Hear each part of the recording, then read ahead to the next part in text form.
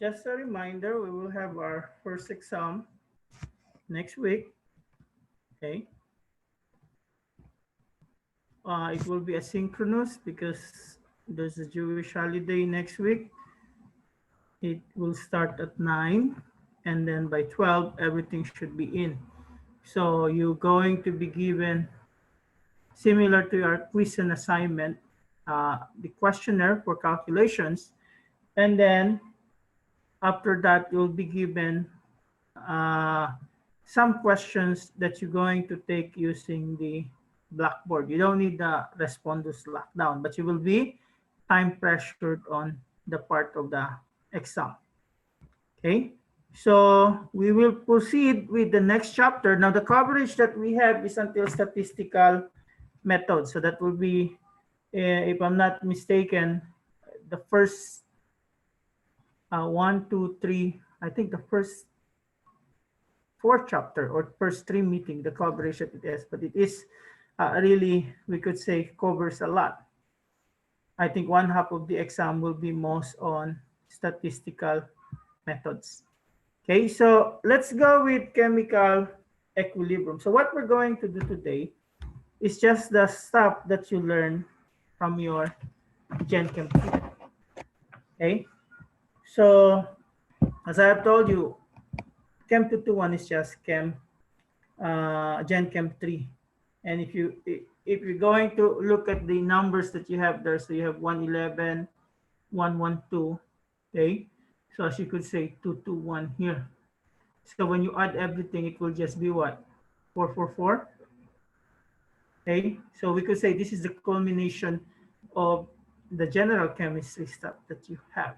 So you have discussed general chemical equilibrium during this time. So in general equilibrium, there's one condition that you need to know, and that the reaction is not like the name of the band, one direction. It should be a double direction reaction. So when we say that thing, you have a reactants here, you have a products. So that means they could go either way. So that's one condition of a chemical equilibrium. Now, another condition that you have there is, okay, once you reach the equilibrium, the amount of the R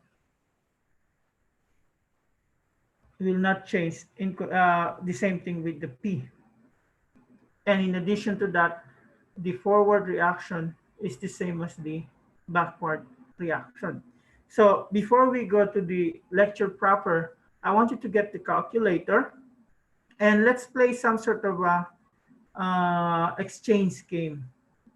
So we have R, wherein 1/2 of any item of R will go to P, and we have P, wherein 1/4 of any item of P will go to R. So we start with this number. So what is 1/2 of R? Anyone? 20. 1/2 of R, 20. 1/4 of 0. Yeah. Nothing. So at the end, both of them are 20, right? So 1/2 of R, 1/2 of 20. What's 1/2 of 20? 10, and then 1/4 of 20 is 5. 5. So if we do the exchange, this now becomes 15, and this becomes 25. So what is 1/2 of this? We just round it up if it's a fraction. So 1/2 of this is, it's 7.5 if I'm not mistaken. Around 8. Right? 1/4 of this, is it 6? Because 6 times 4 is 24. So in that case, this now become, you lose 8, you gain 66, so this will become 13. This will become 27. So what's 1/2 of this? 6.5, which could be 7. And 1/2 of 1/4 of this is what? 27 divided by 4 will give you 7 also. because 7 times 4 is 28. So what can we say here? Is this 27 the same as this 27? Yes or no? Anyone? Is the 27 item here the same as the 27 items here? Hello? Anyone? Are you there? Yes. So is the 27 the same? Is this 27 the same as the 27 here? Yes or no? At the same time, is the 13 here the same as the 13 here? Yes. Yes. How about the others?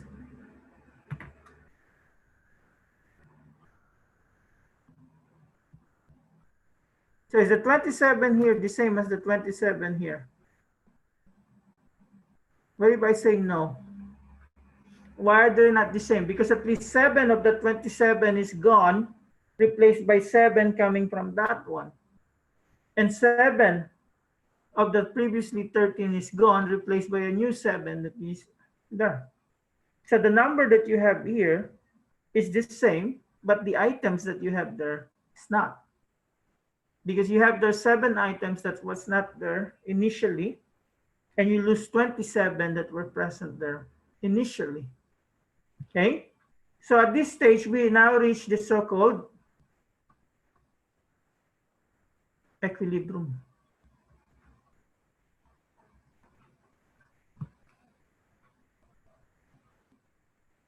So equilibrium, we could say, is the state of what? Dynamic change, or we could say a dynamic state. Why did I say it's a dynamic state? How do we define dynamic? Anyone? What did I say? Equilibrium is a dynamic state.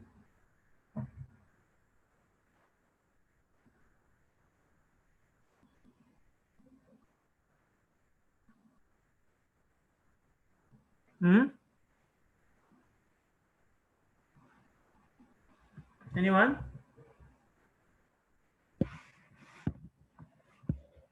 So we call it dynamic because it's a changing state.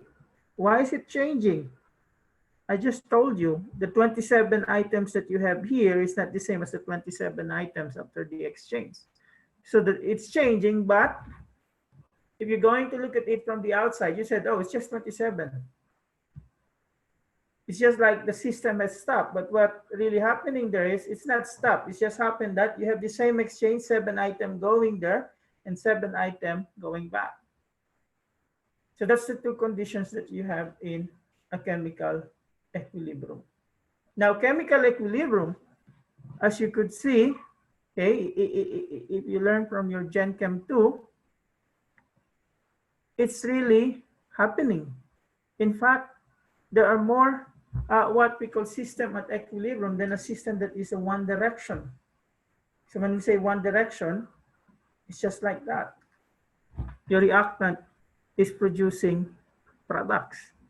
But if you're going to look at most of the system that we have, almost all of them are in equilibrium. You can observe it in protein folding, acid rain, okay, that you have in aqueous mineral. So for instance, another way that they look at the chemical equilibrium is in this reaction. You have methane reacting with water to produce carbon monoxide and hydrogen. So what does this mean? As soon as the products are formed, that products becomes a reactants to form product, which is initially your reactants. So initially, this is your reactants, they produce products. So once you have enough of this, they can go back to that condition. So reactants are constantly forming products and vice versa. And usually, if you're going to look at the rate at the beginning, it's almost what? the rate that the products are changing into the product is higher than the rate that the products are changed into the reactant. So initially, it's this one, because you don't have anything of this. But once you form this, it will go there. Or the way that you can look at this is, if you have a volatile substance and then you put it in an enclosed container. So what happened? Initially, your liquid will go to the gas space. Now, since they are in an enclosed container, what happened to the gas? After some time, there are just too much of the gas molecules, and since they cannot escape, they're enclosed there, some of the gas will condense back to liquid until such time that the exchange between condensation and evaporation becomes constant. And in that case, you form a system at equilibrium. So when the net change of the products and reactants is zero, the reaction has reached the equilibrium. Okay, so the way that you're going to look at this system at equilibrium, the system will continuously exchange products and reactants while maintaining equilibrium distribution. So as you're going to look at here, some of them are used up and then form here, and then some of these are used up and form this one. So at equilibrium, the amount of the reactants and products are constant, but not necessarily equal. So remember in the previous thing here, one is 27 and the other one is 13. Okay, but they become constant, but they're not necessarily equal. So first, if you're going to look at this, system reaches equilibrium and then the system exchange. So what are the things that we're going to remember here? So how to express the equilibrium constant or the equilibrium constant expression. So if you're going to look at this, it's just the relative concentrations of products and the reactants. So if you're going to look at K, maybe it's just like this.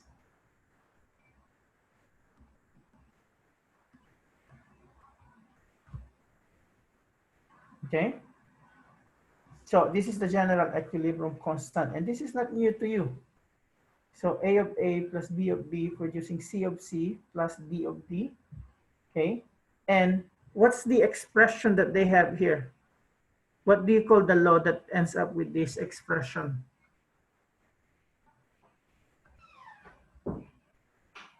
So you have the law of mass action, okay, by Goldberg, wherein he said equilibrium constant is equals to the products of the products over the products of the reactant.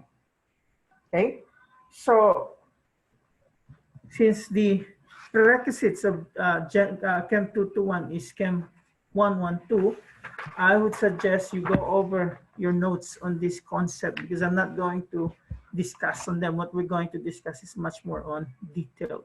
So what does this information tells us? Okay, so if this is more than 1, so that means how's the relationship between the products and the reactants?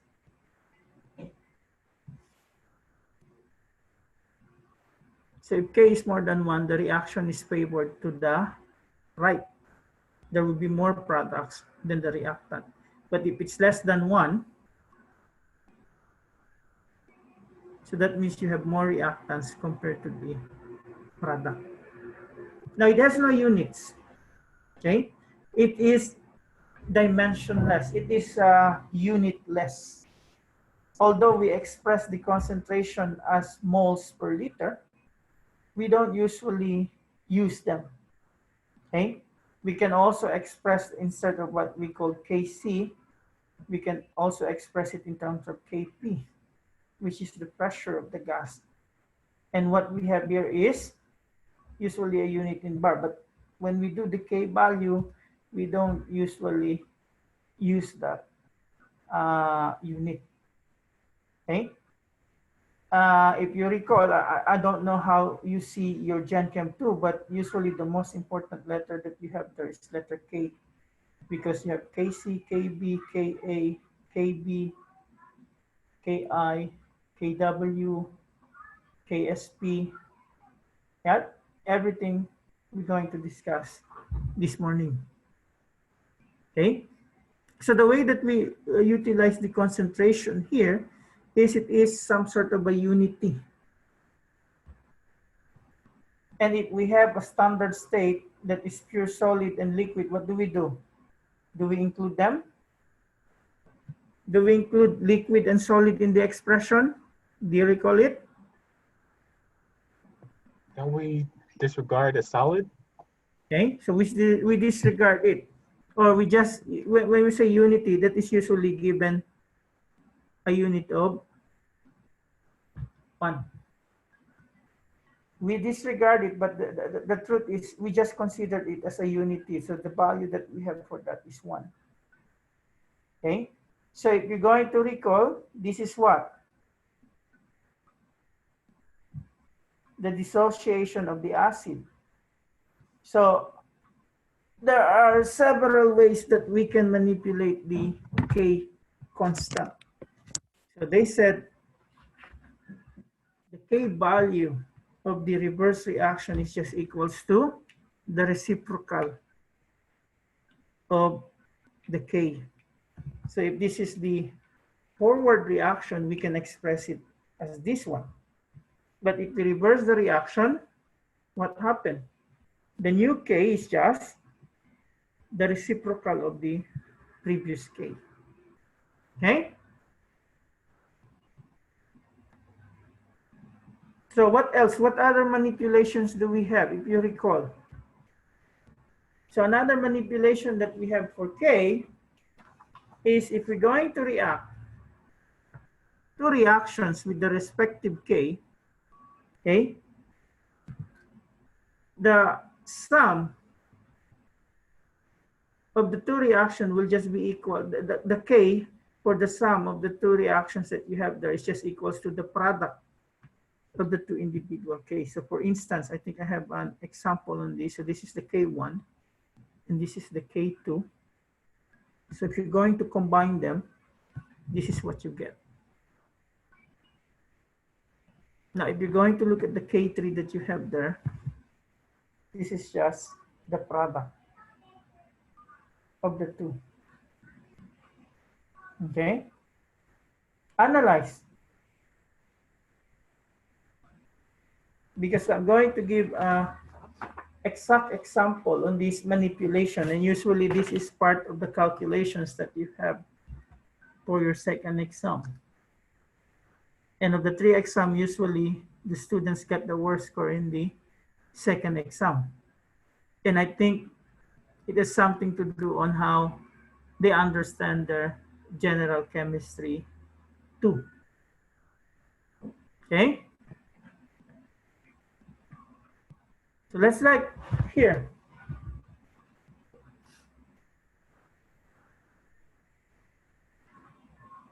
So before we end up with this, what we call equilibrium reaction, let's try to do it manually here. So how are we going to do it in such a way this is the product that you have? Okay, so if we're going to look at the, this one is in the product side, but this one is in the reactant side. So what do? You flip them.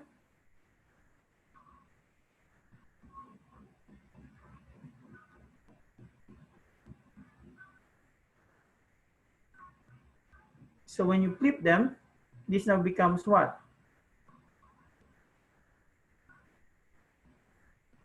Negative. Right? So when you flip them, what happened? You cancel this out. Then you cancel the water.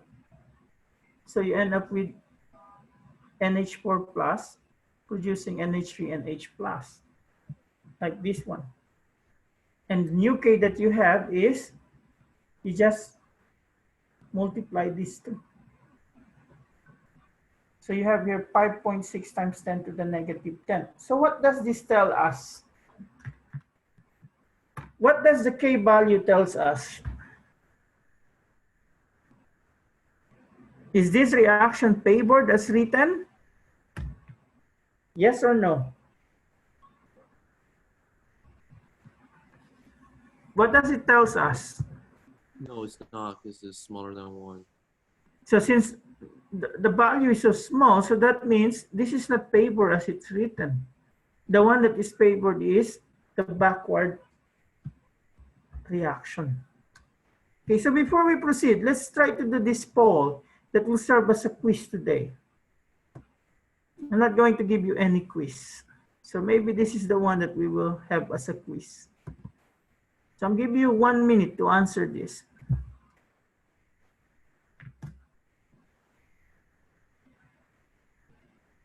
There should be 1 and 2, okay?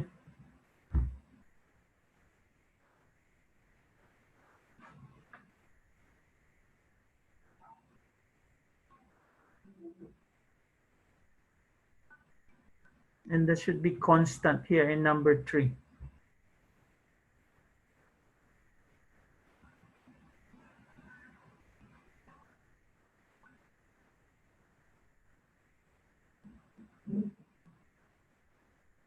$20 seconds.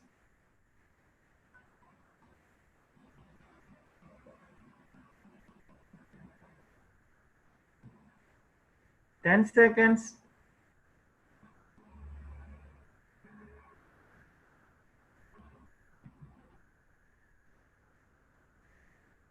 And there you go. So I don't know what happened to the 2. So let's look at each statement. Because the one being asked is which of the following is or true concerning a chemical reaction at equilibrium. So the system will be a mixture of reactant and products. Yes or no? So you only have one system in the reaction.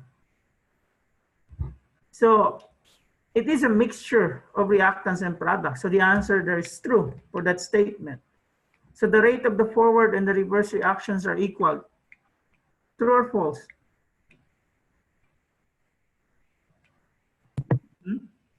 True. True. Now the last one, the amount of each reactant and product is constant. So remember our box game, the RP game. So you got stuck with what when they reach equilibrium? 13 and 27. So all of these statements are true. And this is what you have. Okay. So those are your Blackboard part of the exam. So let's continue.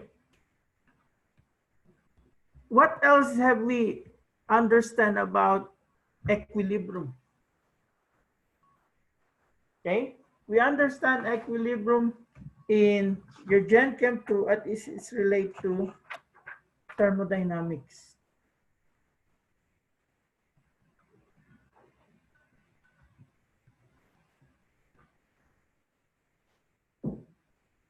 So how do we deal with thermodynamics? What's usually the questions that is being asked and it can be answered by thermodynamics? Will a reaction occurs? And if the answer is yes, okay, the next question that you have is how fast is the reaction? So the question will a reaction occurs deals with thermodynamics. Okay, and equilibrium can also be associated from that. It says equilibrium constants derived from the thermodynamics of the chemical reaction. So when you're talking about thermodynamics, you're talking about energy chains. So it deals with the relationship and conversions between heat and other forms of energy. So what are the thermodynamics that you have learned? The delta H, which is your enthalpy. So what's the term associated with enthalpy? You have the exo and the endo. Okay, so enthalpy is just the study of how heat exchanges between the system and the surroundings. In terms of the reaction, delta H is just equals to the enthalpy of the products minus the enthalpy of the reactants. So if you're going to look at that, delta H. And they said if the delta H is negative, there's a release in the heat. And it is exothermic, and the solution gets hot. So if you're going to recall here, so what do you have? You have a system, which is your focus of the study, and anything around the system is what you call what? What is the one around the system? Surroundings? Okay. So anything around the system is the surrounding. So what the system and the surrounding do is they usually had an exchange of heat. So depending whether the system release or absorb heat, you're going to have either what? An exothermic reaction or an endothermic reaction. So what's the best way to remember if it's an exo or an endo? Okay, you use the first word of the first two letters. When you say exo, heat exit the system. When you say endo, heat enter the system. So when heat comes from the surrounding going to the system, that is a positive delta H. But if the system, the one that release heat to the surrounding, that will be a negative delta H. I don't know if you can still recall the concept that you have about this enthalpy. Okay. So another concept that we have is entropy. And this is now delta S.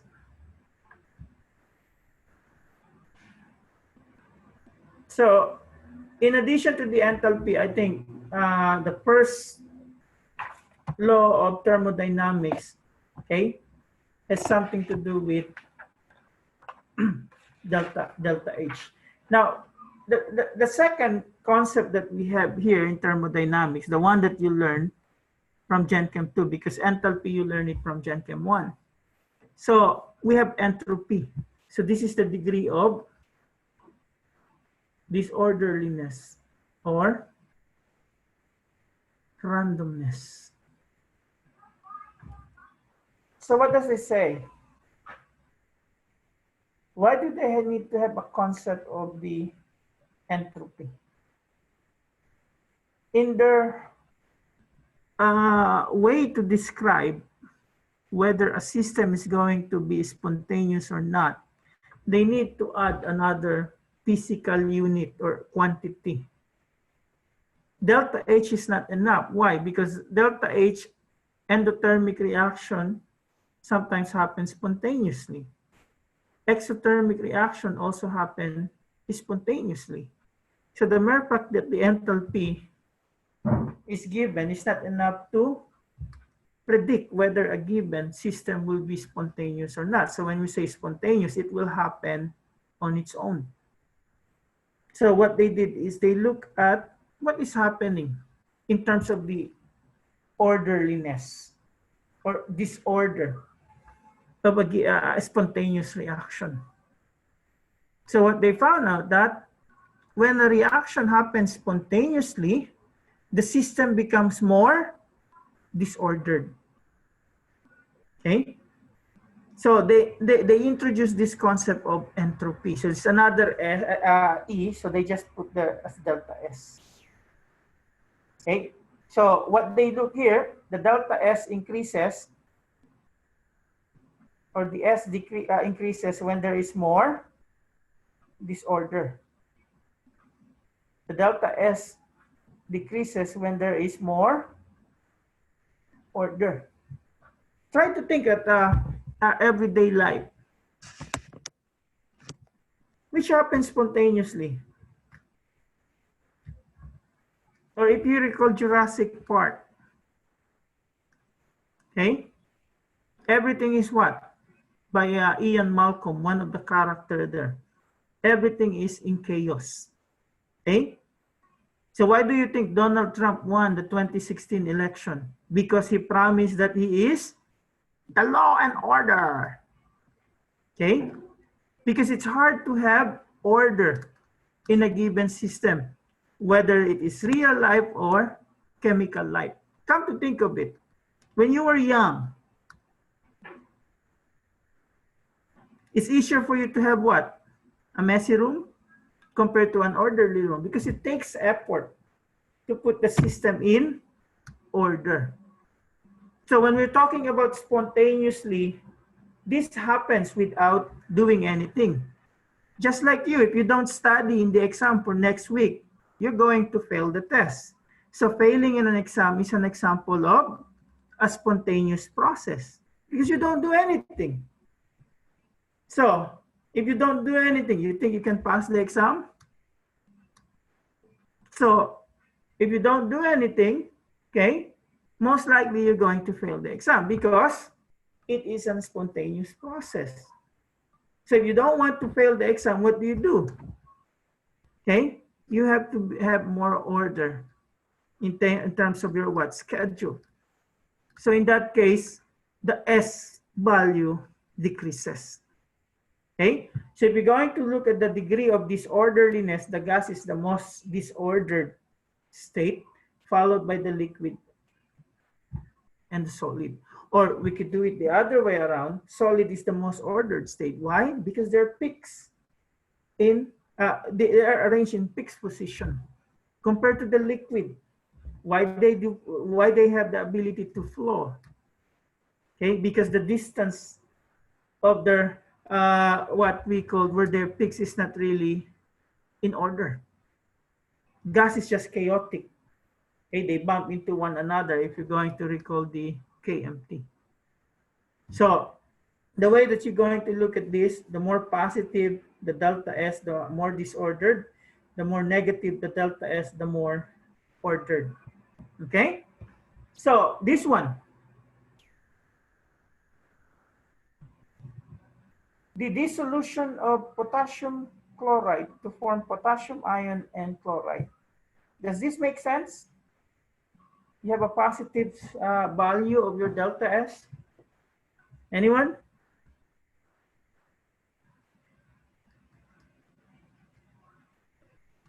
Does that value make sense? Yeah, Yep. this liquid is always more disordered than solid. So imagine if we're going to reverse the reaction. So this is the reactant and this is the product. What will be the value of your delta S? So if you're going to reverse the reaction, just like your K, okay, this becomes negative. So what does a more negative value means? From this chaotic thing, it become more disordered. Make sense?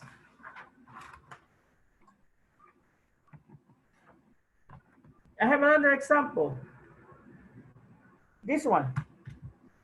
They said the entropy increase in temperature. So if the temperature increases, the entropy also increases. What could be the explanation?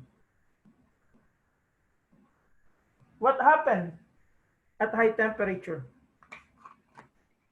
Molecules move more rapidly. Okay, so the molecule move rapidly. And if they move more rapidly, they become more disordered. Okay? So temperature has an effect on the entropy.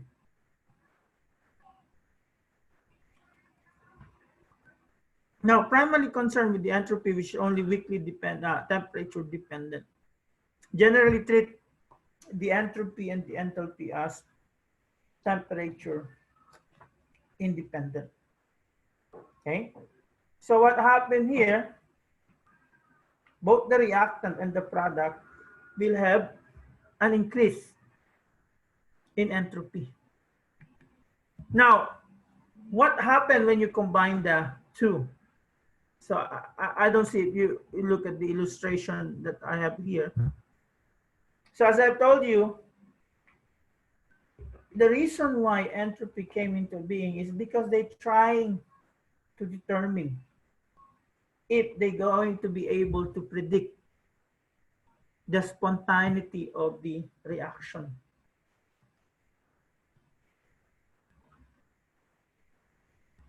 So this has something to do with the spontaneous process. A spontaneous process is a process that happens on its own without outside intervention.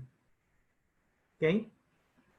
So now they have a delta H, they have a delta S, they end up with this free energy. Okay? And the way that they look at this free energy, it's the one that is related to spontaneity.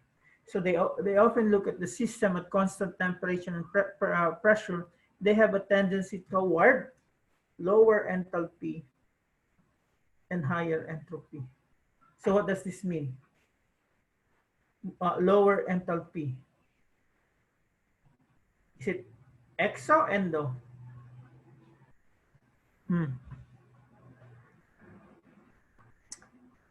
What does lower enthalpy mean? Toward endothermic or exothermic reaction?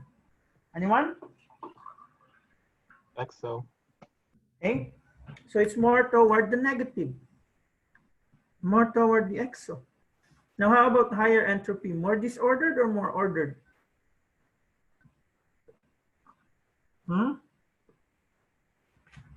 Ordered or disordered? Ordered. Disorder. It's more on disorder. Okay. Yeah.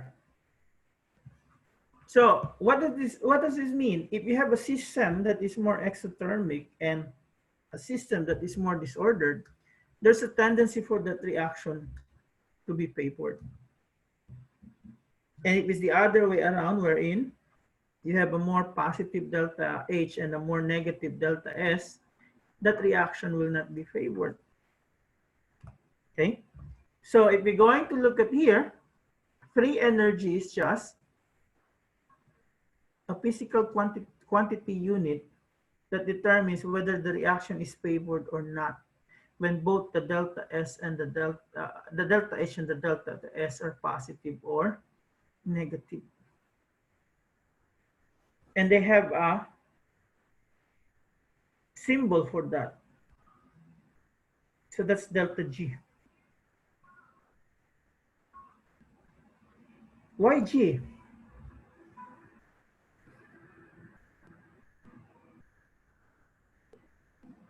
This is delta G in honors of Willard Gibbs, who studied this concept. Okay? So with the delta H and the delta S, you can have delta G.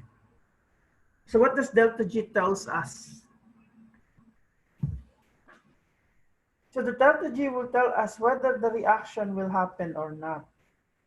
So for instance here, is the following reaction favored at 25 degrees Celsius, given this quantity?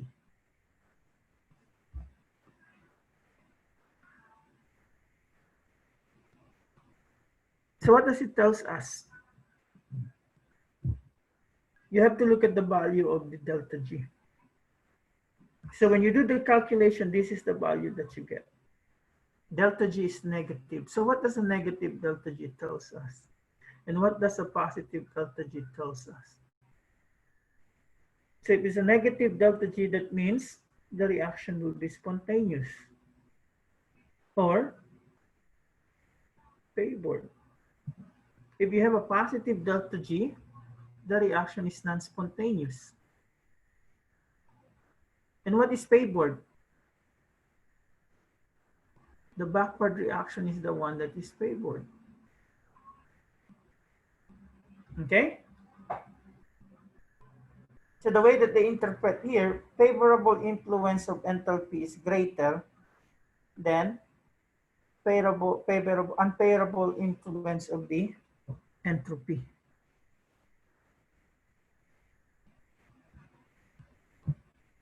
So that's the information that you can get.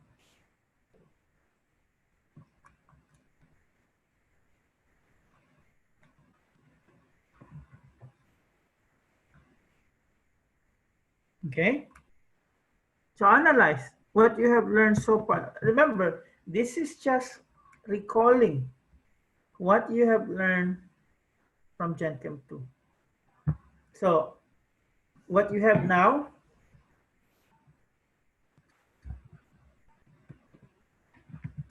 cannot use my pen, I don't know why.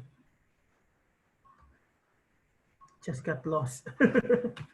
Okay. So I'll try to, what we call, stop the sharing here. So what do we have learned so far from your thermodynamics? If you're going to summarize what you have learned,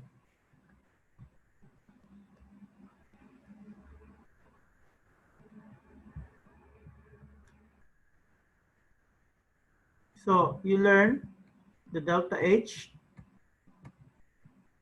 the delta S, and the delta G. Okay. So the way that you learn about this, so delta S is what? Delta H is what? Positive will give you an exothermic reaction. Positive will give you an endothermic reaction. Negative will give you an exothermic reaction. Delta S, on the other hand, a positive will give you more disordered. A negative will give you more ordered. Okay? So this one, positive endo, negative exo. Here, positive, more disordered. Negative, more ordered. Delta G, you have what? Plus. That means non-spontaneous.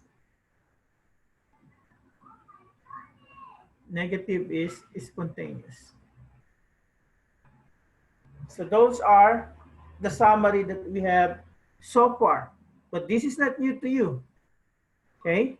You have already learned or supposed to learn them when you are in Gen Chem 2. Okay? So if we're going to continue the concept of chemical equilibrium,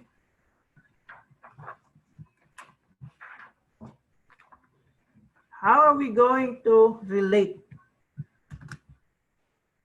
it with thermodynamics? Because in all of them, we don't see K. So when did K came into being? So this came when you have this expression. So usually, what's the relationship of K with delta G?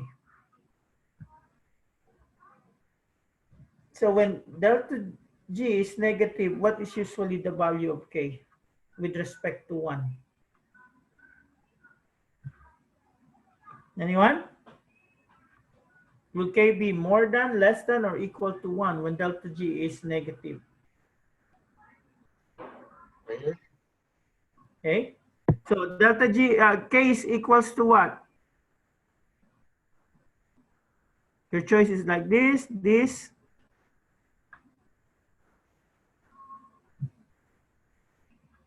less than, more than, or equal. So when delta G is negative, what is K? Greater than 1. Okay. So when delta G is negative, that means you have a spontaneous reaction as written, so you have more products than the reactant. So your K value there is more than 1. If you have a delta G that is positive, the backward reaction is the one that is favored. So in that case, you have more reactants than products. So you have a K that is less than 1. When delta G is 0 or value is so small, either positive or negative, most likely you have a system at equilibrium where K is equals to 1. So it mentions there here, look, the more negative the delta G is, the larger the equilibrium constant. Okay? And if you're going to have the example that we have here, the dissociation of HCl, as you could see here, you have a delta G that is negative. So that means the reaction is what? Favored. And the evidence that it's favored, if you're going to look at the K value, it's 2 times 10 to the 6. So your K is very large. So that means your HCl is very soluble in water and nearly completely ionized. Okay? Now, what's the other stuff that we need to remember about equilibrium and thermodynamics? So as I mentioned here, if delta G is negative or K is more than 1, you're going to have a spontaneous reaction. So the reaction occurs by just combining the reactants. Now, if delta G is positive or K is less than 1, the reaction is not spontaneous. The reaction requires external energy or process to proceed. So what does it mean? You need outside intervention. So if you're going to look at here, you have here 2 glass vessels. So one vessel has a gas, the other vessel don't have gas. When you open the stopcock, what happened? Some of these will go here spontaneously. But the question, can you get the gas that came here to go back to this vessel on its own? Or from this state, can you make it like that one? The answer is yes or no.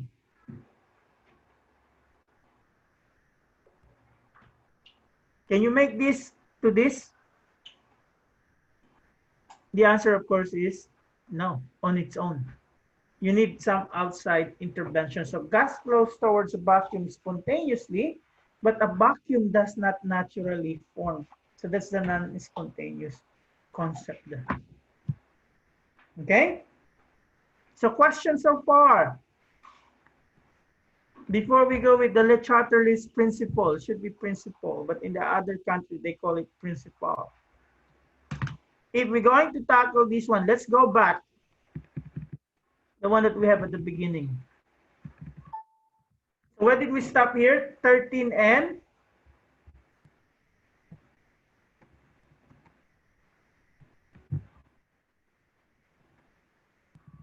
What number did we stop there? 13 and 27, right? So what if we put 20 here? So this now become what? 47. So what happened? So this is still 7. What is 1/4 of 47? Anyone? 47 times 0.25. Is that 12? Because 12 times 4 is 48. So how does we interpret here? We lose 7, we gain 12. So a net of 5. That makes sense? So what is 1/2 of 8?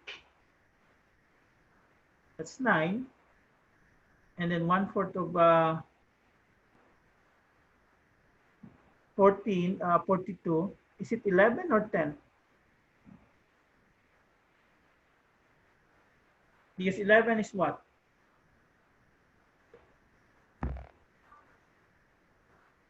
What is 1/4 of 42? Anyone? I got 10.5. So 10.5. So can we make it 11? Okay. And if we have it, this becomes what? 20 and this becomes 40. And what is 1/2 of 20? 10. 1/4 of 40 is 10. So again, you have a system at equilibrium. So what does it mean? When you disturb the system by adding 20 items, the system adjusts itself until it reaches the equilibrium again. So that is your Le Chatterley's principle. Named after Henry Le Chatterley. So they said here, what happens when a system at equilibrium is perturbed or disturbed? What are these disturbances? The change of concentration like we did by adding 20 items to the product, temperature, pressure, or addition of chemicals. So what happened? The system adjusts itself until it reestablishes equilibrium. From 17 to from 13 to 27, it now becomes what? 20 and 40. So if you're going to look at this, so this is what happened. That's the stress. The way that they look at it is a stress. The disturbance is a stress.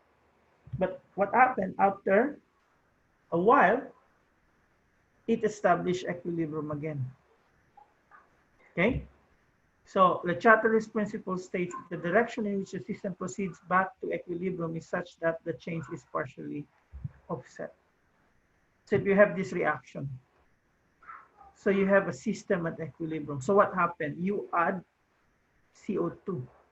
So what is the initial thing that the system will do? Since you add CO2 there, you have to use it. Using it means you initially form more product. So adding CO2 causes the system to shift to the right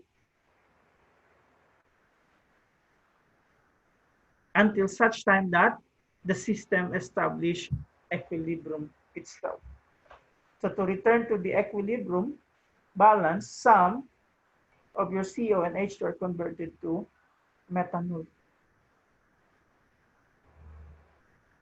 So what happened there? The stress would favor the reaction to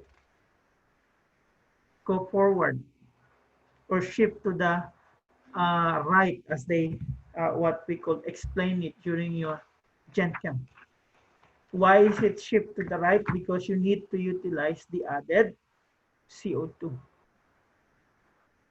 Okay? If I'm not mistaken, the concept that they might use there is a stress. So stress can be concentration, temperature, or pressure. So if you're going to recall your Gen Chem, anything, okay, when you add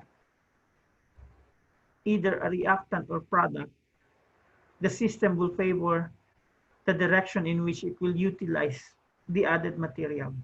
If you're going to remove the material, the system will favor the one that formed that material that was removed.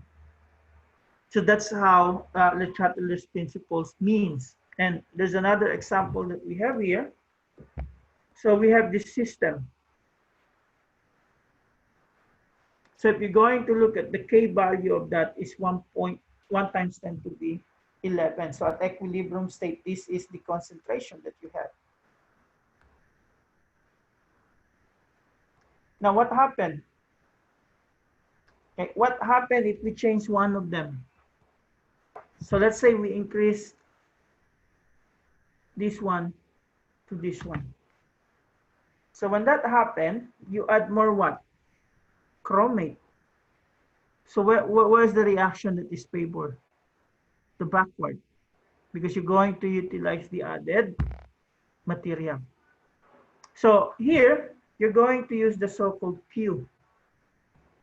What is the Q? It's also the ratio of the products over the reactants. But the only difference is at any given condition. Okay?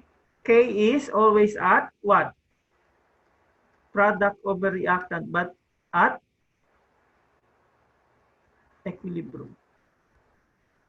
Q is at any conditions, just like this one. So what does it observe here? Q was found to be higher than K. So what does this mean? Q is just telling you what is the condition of your system with respect to the equilibrium. So if Q, okay, is larger than K, so that it means what? You have to remove some of your product so that it will go back to the K value.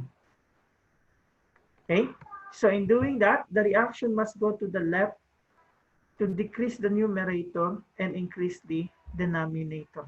So what is the numerator? Your product. Your denominator is your reactant. So it will continue until Q is equals to K. Why? Because this is when you establish equilibrium. Try to analyze that.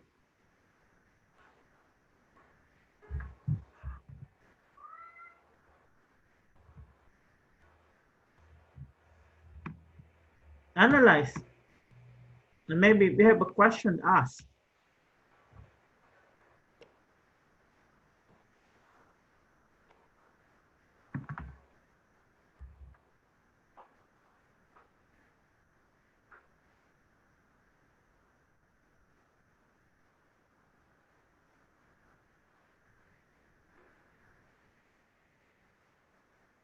Before I give you another survey question or poll survey.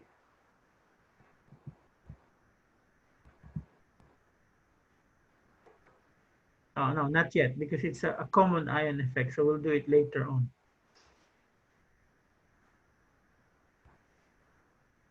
So question so far.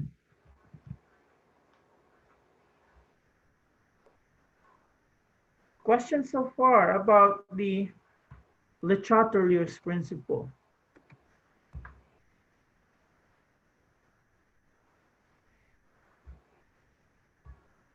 So here we can now explain how the addition of the products shift the equilibrium to the left, and the addition of any reactant shift the position to the right. Because you just want to utilize them until you reach equilibrium once again. Okay?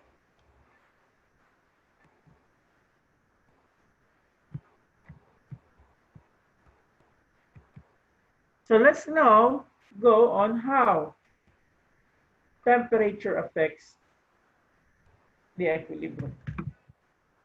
So if you're going to go to the Gibbs free energy and the equilibrium reaction, the one that has K equals to E raised to the negative G over RT. So let's see how temperature affects the equilibrium. So if you're going to what we call, look at the delta G here. Your delta G is, yes. Okay. I'll just take a break, okay? No, breaking the class here.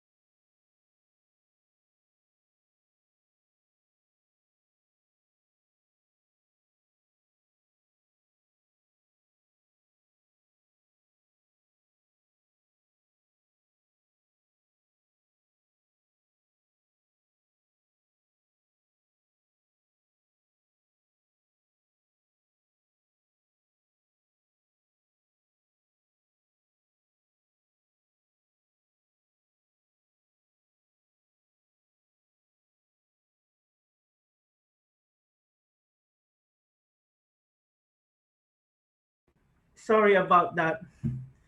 There's 3 classes going on in this house right now. I have my daughter, 5-year-old kinder, and then my high school son. So they're on their own room. Sorry. So where are we? Okay, the K.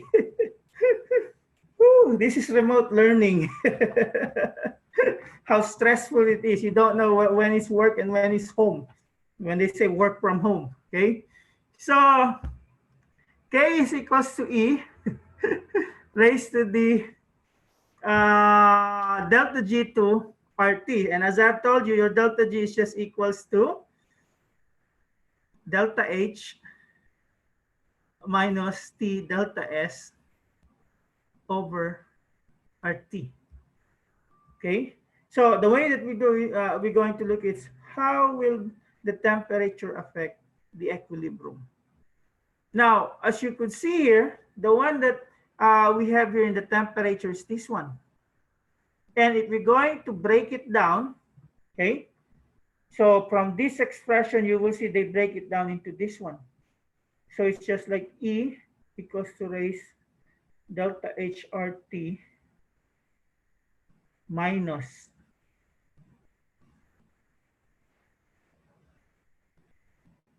okay, so you have a delta T here and a delta S, and then you have an RT, right? Oops, nope. Oh no. I have to share it again.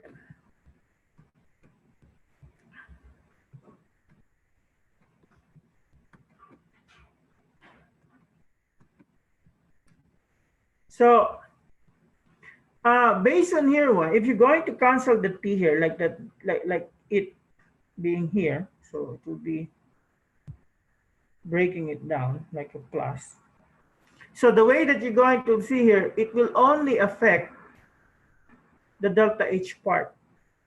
Okay, so only the enthalpy term is, we could say, the temperature dependent.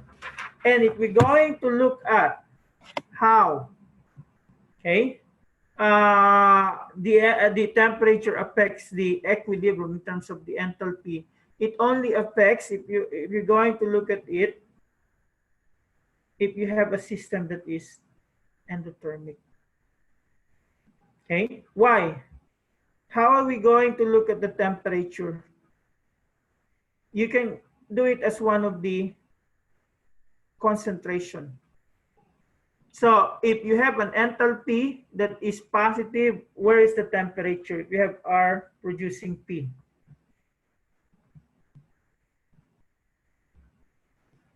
So if it's a delta H that is positive, usually the unit that you have for the heat is here. If the delta H is negative, okay, the unit that you have is here. I mean the heat.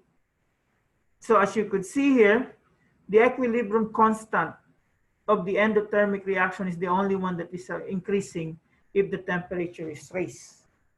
Now, if the temperature is raised for the exothermic, the delta H would decrease.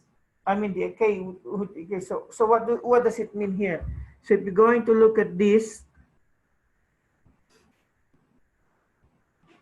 product, reactant, product, reactant.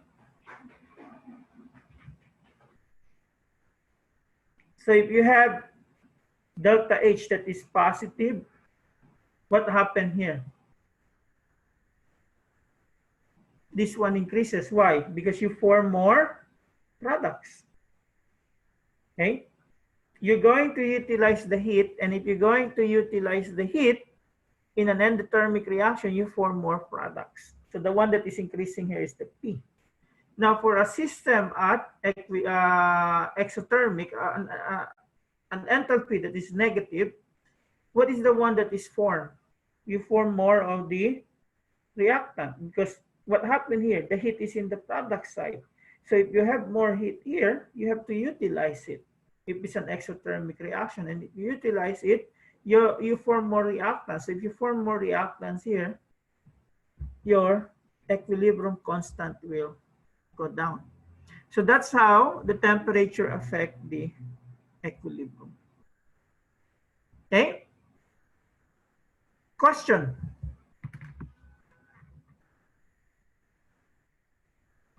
Pregunta.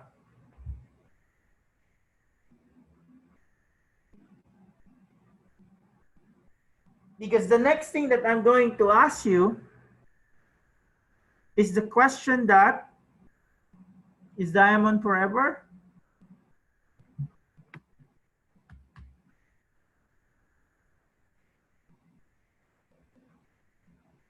Or are diamonds forever? Is this statement true? What's your answer? Nope. Which one?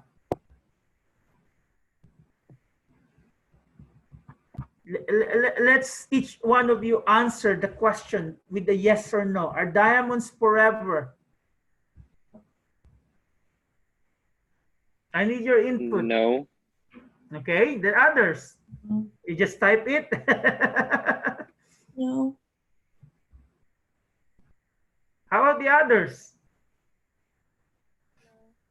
If somebody gave you a diamond and you said diamonds are forever, is that true or not? Or if you want to give somebody a diamond, can you say diamonds are forever? Because I'm going to give you an explanation here. Because the answer for me is yes and no. Okay? Are diamonds forever? Yes, in some way, no, in another way. And I explained it already to those who took Gen Chem 2 with me. Okay? Because as I told you, this part of lessons that we have today, these are just still Gen Chem. So to answer the question, if diamonds are forever, you have to look into the two aspects that we have. So remember, thermodynamics, what it says is answer the question, will a reaction occur? Kinetics will answer the question, how fast the reaction is. So thermodynamics predict if a reaction will occur, so it determines the state of the equilibrium. Thermodynamics, however, does not determine the rate of the reaction. So this is going to be determined by kinetics, which is one of the chapter in your Gen Chem 2. So will the reaction occur instantly, in minutes, in hours, in days, in years? So we have this reaction, diamonds breaking down to form into graphite. And the delta G is what? Negative. So what does a delta G negative means? Your diamonds will form into graphite. So maybe this is now the answer to the question, no, diamonds are not forever. Okay? So if you're asked, diamonds are forever, you can answer no, thermodynamically, because the delta G is negative. That means the diamonds will break down to form graphite. But I can answer the question, diamonds are forever, yes, kinetically. Why? While the reaction is spontaneous, it takes millions of years to occur. So the question that you're going to have, okay, the way you answered the question, diamonds are forever, you can say yes, thermodynamically, no, kinetically. It will last a lifetime. Okay, so if you gave somebody a diamonds, I can assure you that it will remain a diamond until all of you will. You can even make that jewelry as a heirloom that can be passed from one generation to another. Okay, because it takes a long while for the diamonds to spontaneously be converted to the graphite. Okay, now let's go to the other K now, because what we have discussed is just the Kc and the Kp. So let's go now in solubility in water. So this is something to do now with Ksp. Okay, so if we're going to look at the Ksp here, the solubility product problems. So how did we discuss solubility in the first two Gen Chem? In Gen Chem 1, what's the solubility that we have? What's the main rule that we have there? So we determine whether a given substance is soluble or not by memorization in Gen Chem 1, right? You have the so-called solubility rules. Do you still recall that? All nitrates and acetates are soluble. All chlorides, iodides, and bromides are soluble except Ag, Hg, and Pb. All group 1A are soluble. So that's the rule that we have in Gen Chem 1. Now in Gen Chem 2, what will happen? What happened? We said that the one that we called not soluble or insoluble in Gen Chem 1 is in fact soluble. The only difference is the amount that dissolves of those insoluble substances are so small. If the amount of the soluble substances are around milligrams per liter, the amount that we have for insoluble are around micrograms per liter. Or we could say if the amount for the soluble are grams per liter, the one that is insoluble is around milligram per liter. So the amount that they have is, the solubility that they have is so small. That's why when you, for the same amount of the materials, you will see that there's a lot of materials that remain undissolved. But if you're going to look at what is happening, that undissolved materials usually dissolve and the dissolved materials recrystallize. So you have there a system in equilibrium.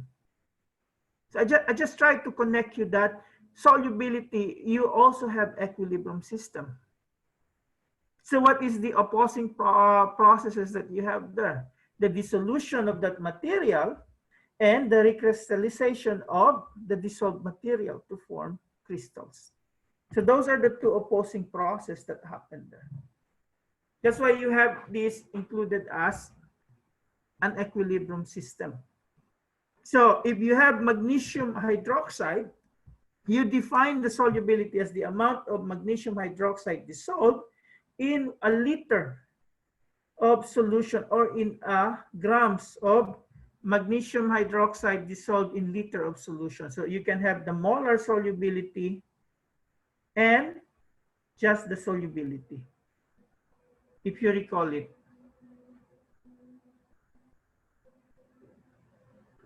Now, what is the importance of this Ksp? In gravimetric analysis, if you know which one is soluble and insoluble, you can do the separation process. Okay. Usually, the advantages of knowing the solubility is you can determine which materials you can precipitate and which material will have a hard time precipitating it. Okay. So those are some of the examples. So what do we usually use in solubility? That we use in the original equilibrium system, but we have not introduced it here yet. Are you familiar with the ice approach? What is ice?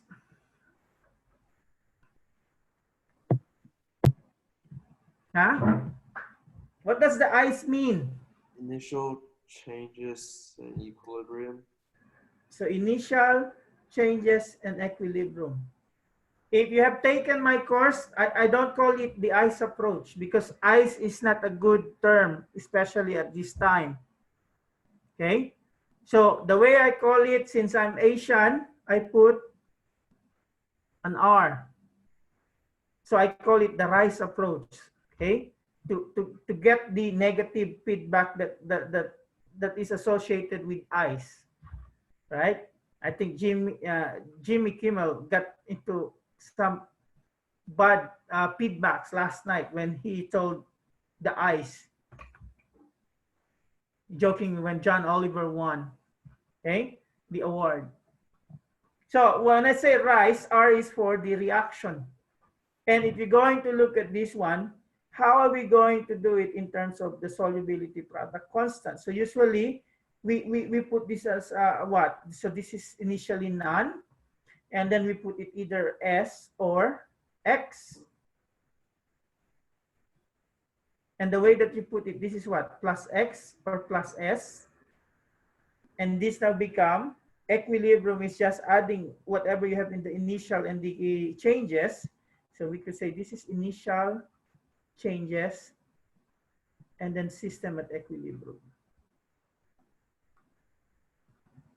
So you have here an X and an X, or we could say an S or an S.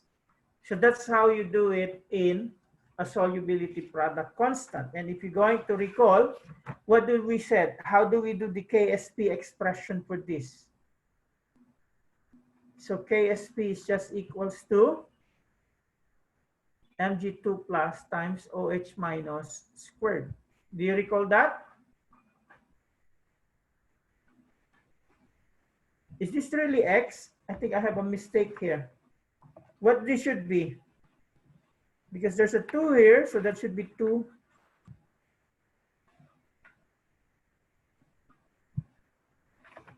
And if we're going to express it in the Ksp here, so I have what? Ksp, replace it with the one that you have there. So you have S times 2S squared. So you still recall that? So those are the things that you're going to deal here. Okay? So if we're going to look at the solubility of magnesium hydroxide in common ion. So what does the common ion means? So common ion is just a Le Chatelier's principle. The presence of an ion that is commonly found in your system. So if we dissolve magnesium hydroxide in a common ion, so what is the common ion here? Either a magnesium 2 plus or hydroxide. It says there from the Chatelier's principle, we know the solubility will be dissolved. So if we have it like this,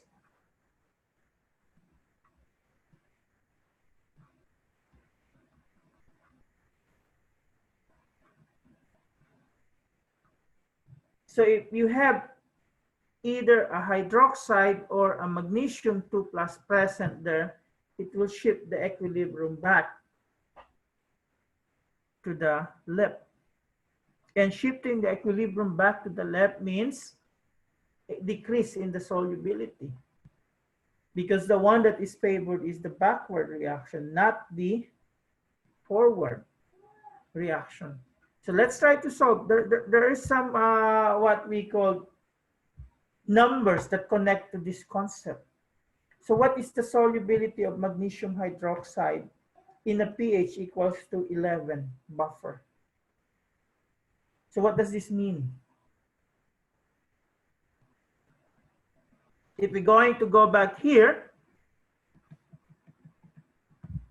where will I put the 11? Because that means initially I already have some hydroxide here.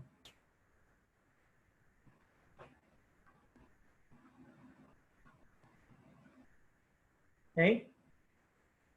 So what is the hydroxide that I have there?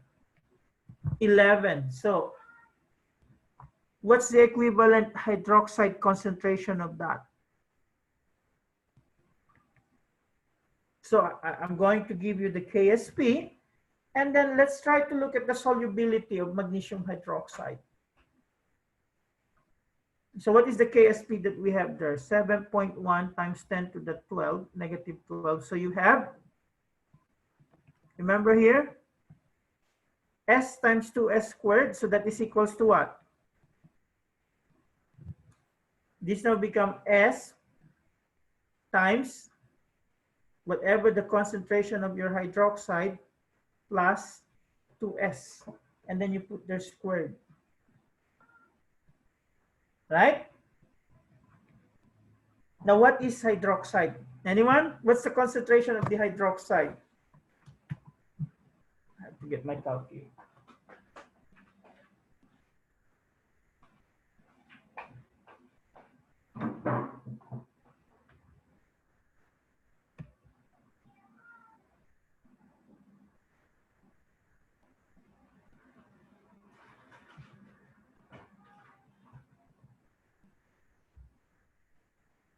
So how about before we go with the hydroxide, we just get the concentration of the magnesium hydroxide on its own. So this is what? 4s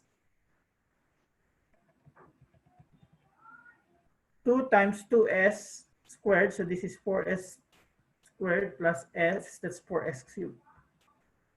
Right? So what do we need to get here? We get the solubility first of the magnesium hydroxide without in pH 11, the normal one. So if we have it, we divide both sides by 4 and get the cube root.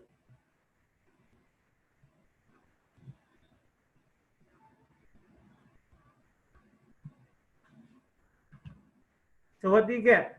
S is equals to what? Anyone?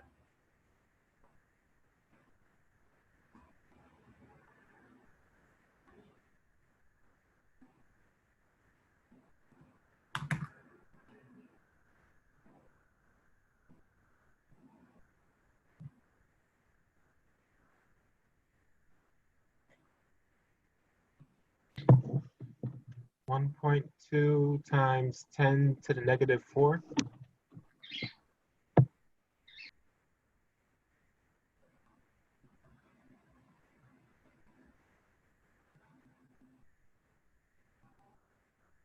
Now, as you could see, that is your S. And if we're going to look at the ice table, your S is also equals to magnesium 2 plus, which now equals to your magnesium hydroxide. Now, what happens if we have a common ion? So what's the one that will be changed here? So you will have the 7.1 times 10 to the negative 12, but this time, this is now equals to what? X times 2x plus, were you able to get what's the 11% here? Or the 11.1, what's the equivalent of that? So 11, 10 to the raised to the negative 11, that's 1 times 10 to the 11, but that is your hydronium ion. So the hydroxide will be 1 exponent to the 14 divided by 1 times 10 to the negative 11. So that will be 1 times 10 to the negative 3. Right? So what is the rule that you have learned? That you have an x plus a number. So what does the meaning here? 2x. That value is so small, okay, that when you add it to the initial concentration of the other species, it's still the same as the initial concentration of the other species. So what happened here? So 1 times 10 to the negative 3 squared, that is 1 times 10 to the negative 6, right?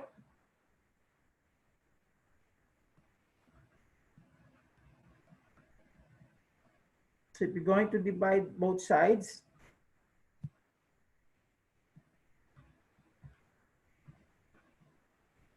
what do you get?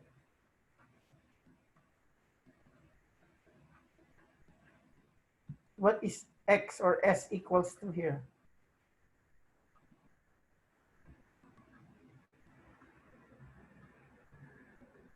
Anyone?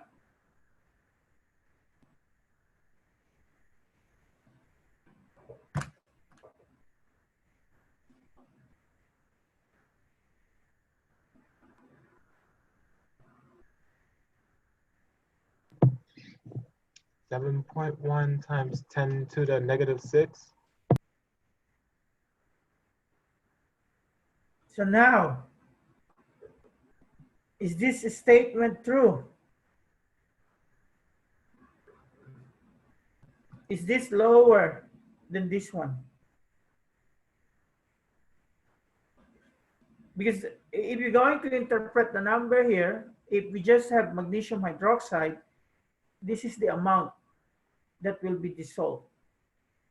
But if we put it at pH 11, this is the amount that will dissolve. So the question here now, Does this make sense? This number is less than this one, right? So you have 0.00012, compare it for 0.0000071.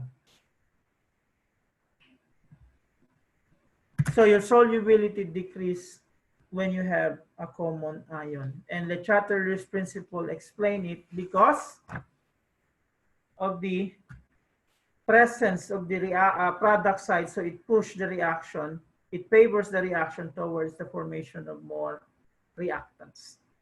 Okay? So that is the common solubility problem that you tackled in your what we call Gen Chem. Now, what if we have another one like this?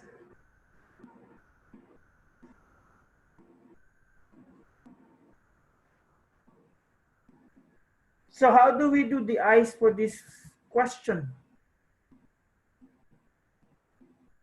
So magnesium hydroxide producing magnesium 2 plus and 2OH minus. And then we put the initial there, the changes, and the equilibrium. So what's the initial that we have here? So we have 0 here, but we have 5.0 times 10 to the negative 3 here. And what are the changes? You have plus S and you have here plus 2S. So in the end, this is 5.0 times 10 to the negative 3 plus S, and this is 2S. And then we go to the Ksp expression, which is magnesium 2 plus times hydroxide squared, which is now equals to 5.0 times 10 to the negative 3 plus S times 2S squared. And the value, we can still use the 7.1 for the Ksp. So what happened here? This one, we can say that it's so small. So we can put it as 5.0 times 10 to the negative 3. And the other one here is 4S squared. So continue.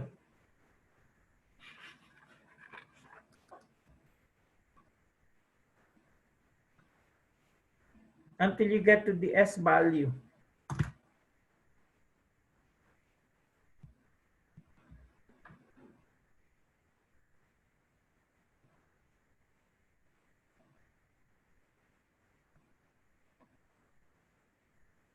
What is the S that you get?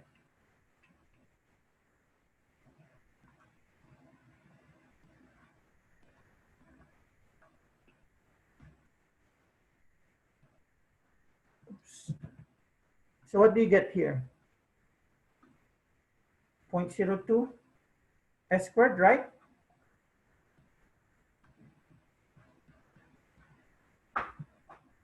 So what do you do? Divide both sides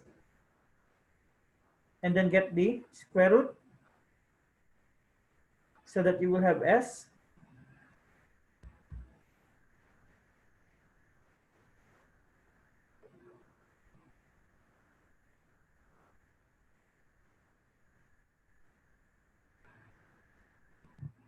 What's the S that you get? Anyone?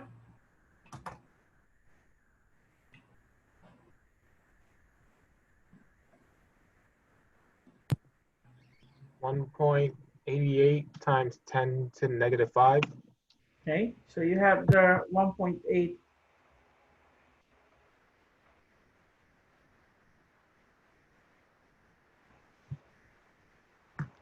So what can you say about this value? This is still lower than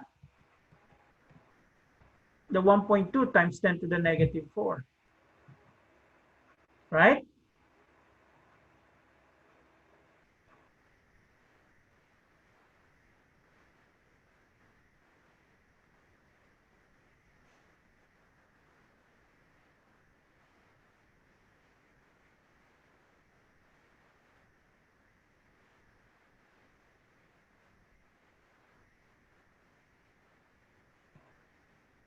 So analyze.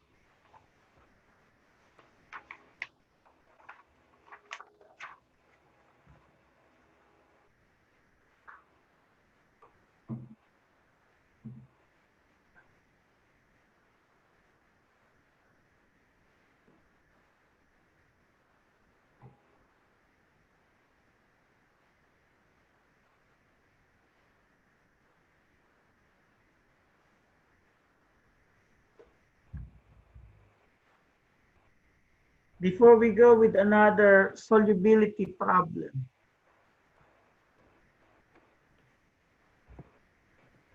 Professor, Yeah.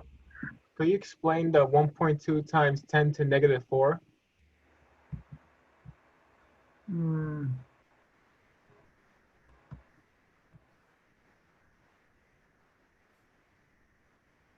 Where's that? Like 2 slides back.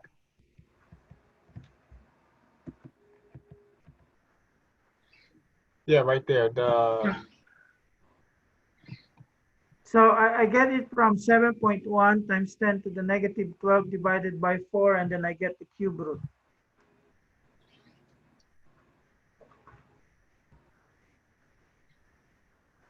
Okay, I get it.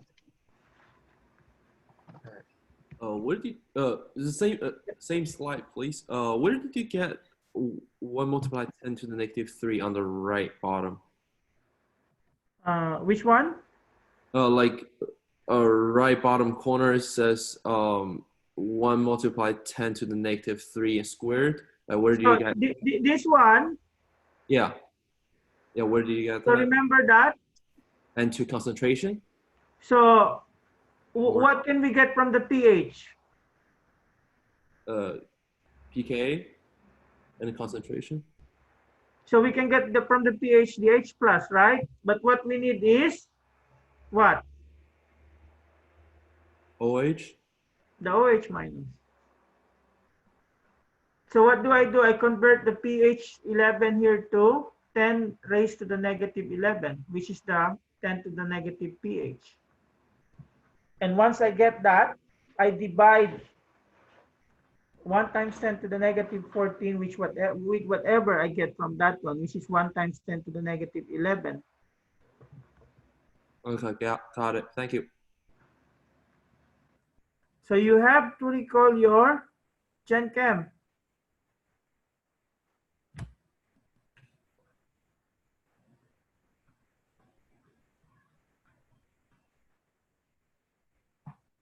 So question.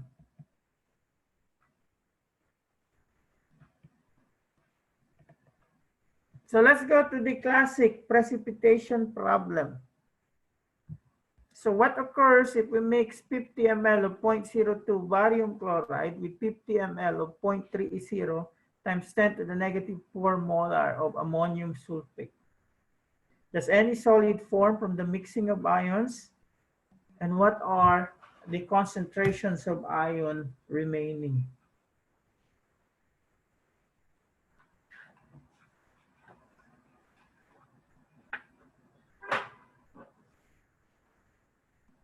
So how do we solve this? So you look at the reaction. So the solubility rules will help you tell us what is the product that formed. And if you did the experiment in your Gen Chem 1, you have an experiment there wherein you react barium 2 plus with sulfate ion to give you barium sulfate.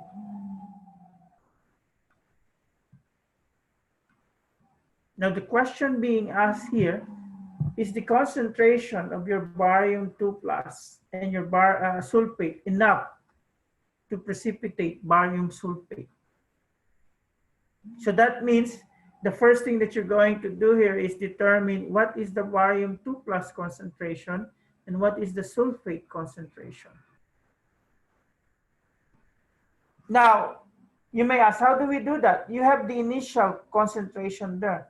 And all you need to do is when you mix it, what is the new concentration? So you have here what? 0.02. So for every 0.02 barium chloride, you produce 0.02 barium. This is a 1-to-1 mole ratio between the barium and the barium 2 plus. And then what's the volume that you have? Initial is 50. What's the final volume? Anyone? 50 plus 50 will give you 100 ml. So analyze.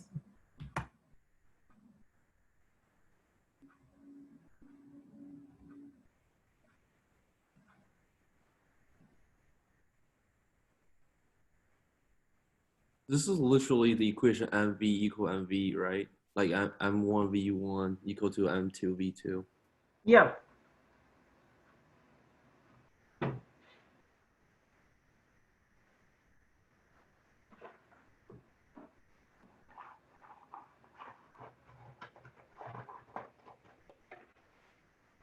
So how are we going to do it with the sulfate?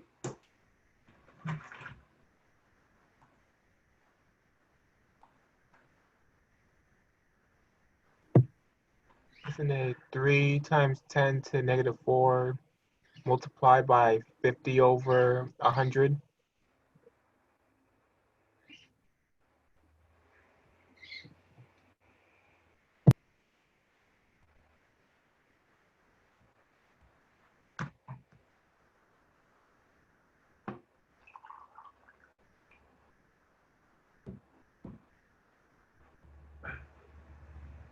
So you're going to get there the new concentration. So this will become what? 1/2 of 0.02, which is 0.01. And this one is 1/2 of 3. It's 1.5. So the next thing that you're going to do is you're going to get the ion product. So what is the ion product here? Okay. The concentration of barium 2 plus times the concentration of your sulfate. And the next thing that you're going to do is you compare your ion product with the Ksp. So what is the relationship that you need here? Your ion product should be higher than the Ksp. If the Ksp is higher than the ion product, then there will be no precipitate. If the Ksp is equal to the ion product, then the system is at equilibrium. You still remember that concept?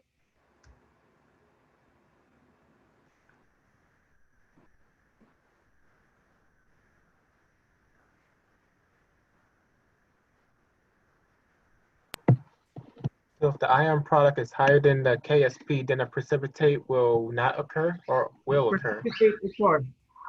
Okay.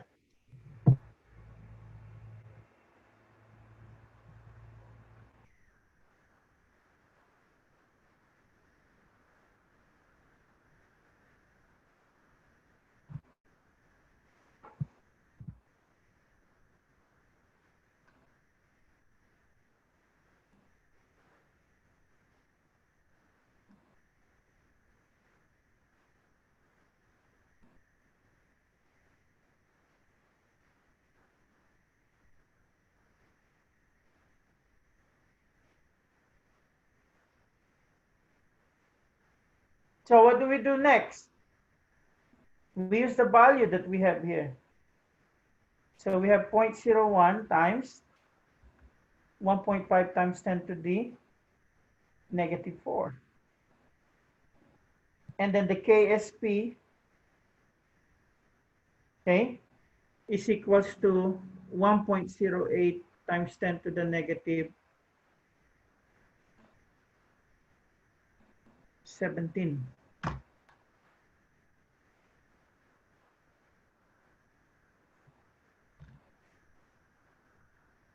So is the value that you have greater than the Ksp value?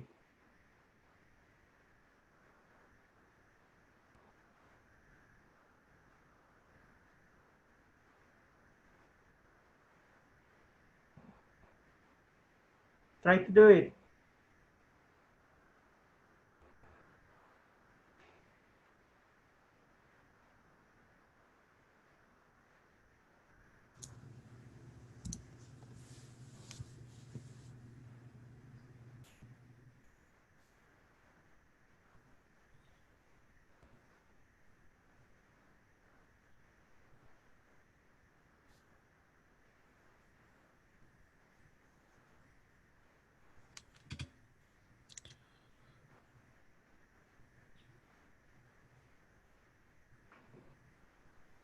So using my math, I got that the Ksp is lower than the Yeah. values.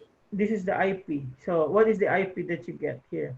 Yeah, so the IP I got is greater than the KSP. The Yeah. IP I got 1.05 times 10 to the negative 6. Okay. So since the IP is greater than the KSP, so We get there's some precipitate. precipitation.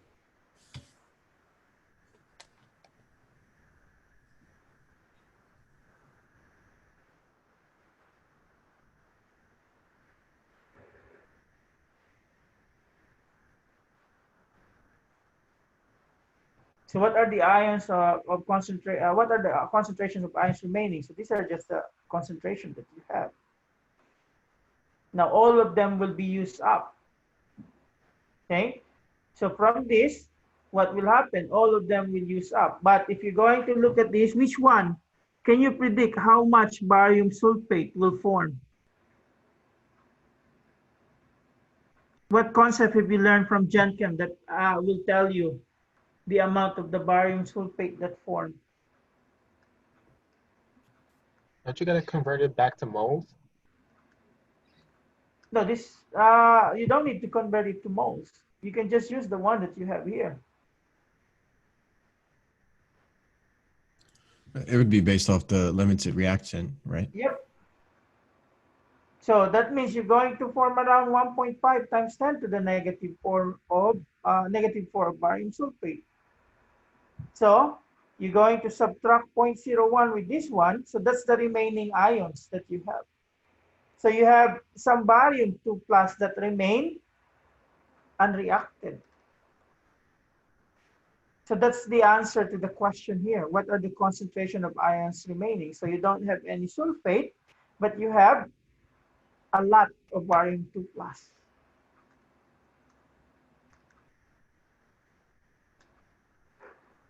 So these are some of the common questions that you can see in your exit exam.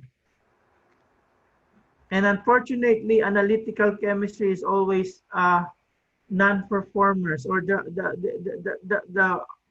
the score is lower than the national average. I wonder why. It's always the Gen Chem or the inorganic and the analytical. The one that's doing well are the organic chemistry and the P-Chem.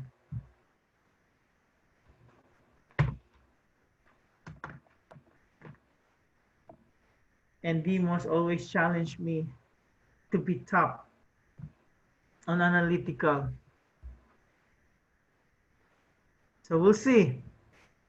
Okay. Now, another thing that we can do here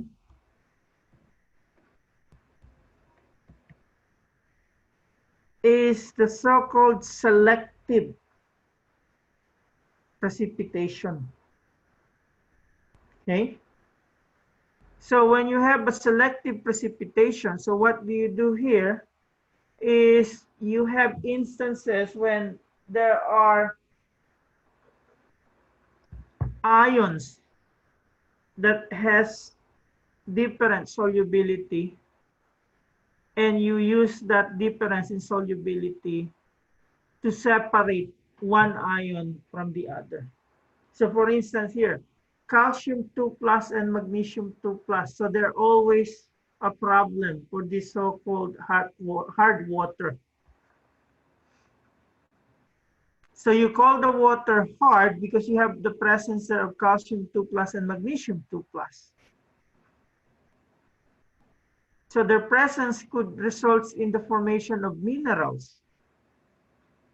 And if you use this hard water in machinery, it can affect your machinery.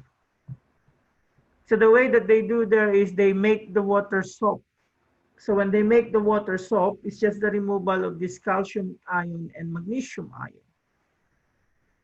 Okay, so the question that's being asked here, determine if it's possible to remove magnesium 2+ through precipitation as magnesium hydroxide without precipitating out calcium hydroxide if a tap water solution initially has 1 × 10⁻³ of both magnesium and calcium ions. So what's the first thing for you to know here? The Ksp should be given. So for the calcium hydroxide, that is equals to what? 5.5 times 10 to the negative 6. For the magnesium hydroxide, that is equals to 1.8 times 10 to the negative 11. Now recall, what does the Ksp tells you? Anyone? What information does the solubility product constant convey? Anyone?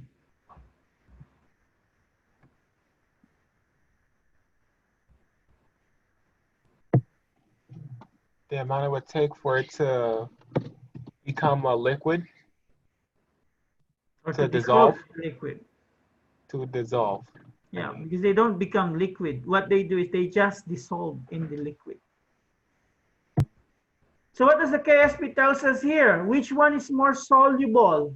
Or I could just play around with the wording. Which one is more insoluble? So what can you say here? We can say the Ksp value of calcium 2 plus is lower. Or I'm sorry, Is that how it is? no, I'm sorry, I'm backwards. It's higher than the magnesium 2 plus. Okay. So the way that you interpret here, when you're comparing Ksp, as much as possible, they are of the same ionic type. So what does the same ionic type? So either they have a +1 and a -1, a +2 and a -2, or in this case, a +2 and a -1. Because if they are of the same ionic type, the higher the Ksp, the more soluble is the substance. Or the lower is the Ksp, the more insoluble the substance is. And I can give you another question here. Which one will precipitate first? The magnesium or the calcium ion? Anyone?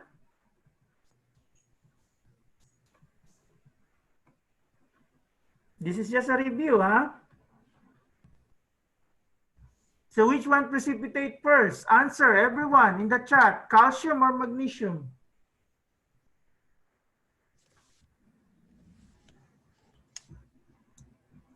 Or maybe to wake you up, I'll give you the full question now. Before you answer the question. So answer this one.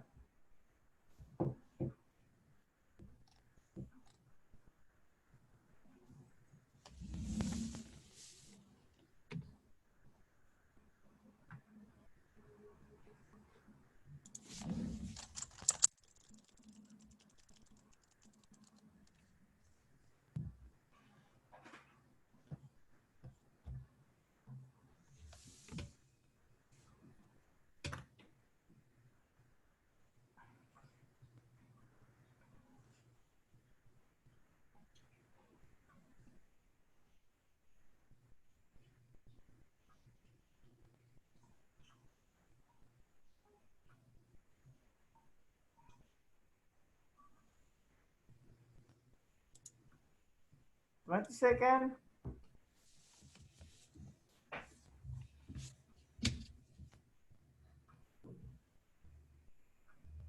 Ten seconds.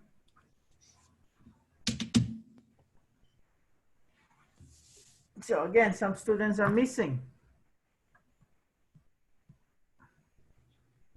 5 seconds.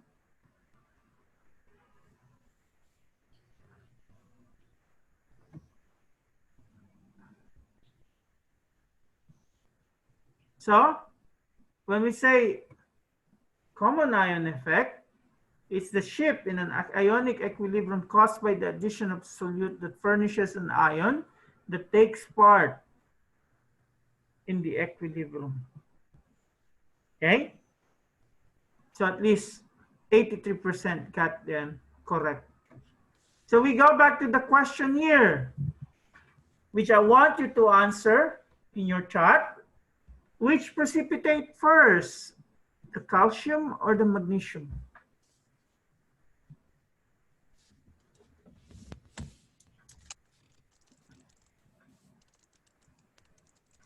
So you just have two choices there, a 50% chance.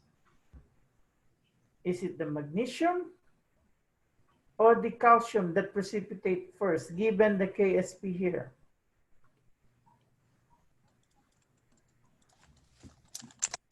You can send it to me privately.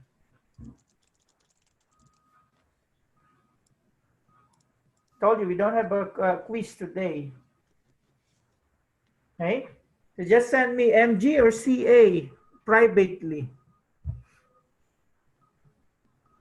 That's all I want. So if we're going to base it in the Ksp, okay, the one that precipitate first is your magnesium. Why? Look, this one.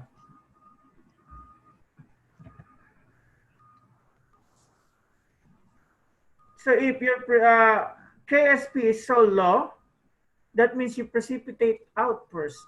What does precipitate means? Insoluble. So the condition that you have here, determine if it's possible to remove 99% of magnesium through precipitation at magnesium hydroxide without precipitating out any calcium hydroxide.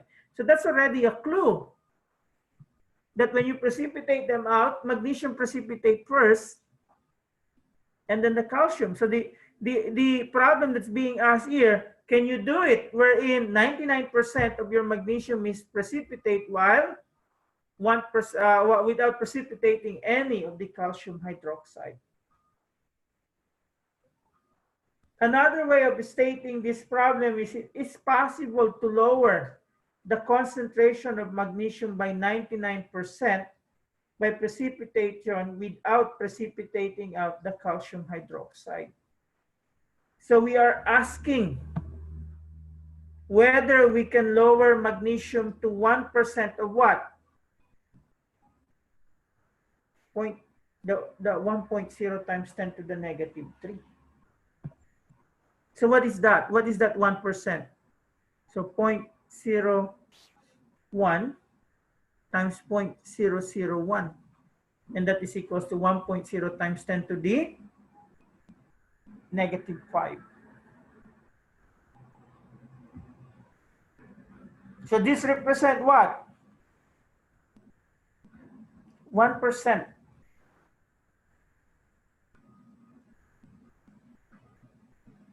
So if we're going to look at the Ksp here, so what that is equals to what? Ksp equals to magnesium 2 plus and OH minus squared, right?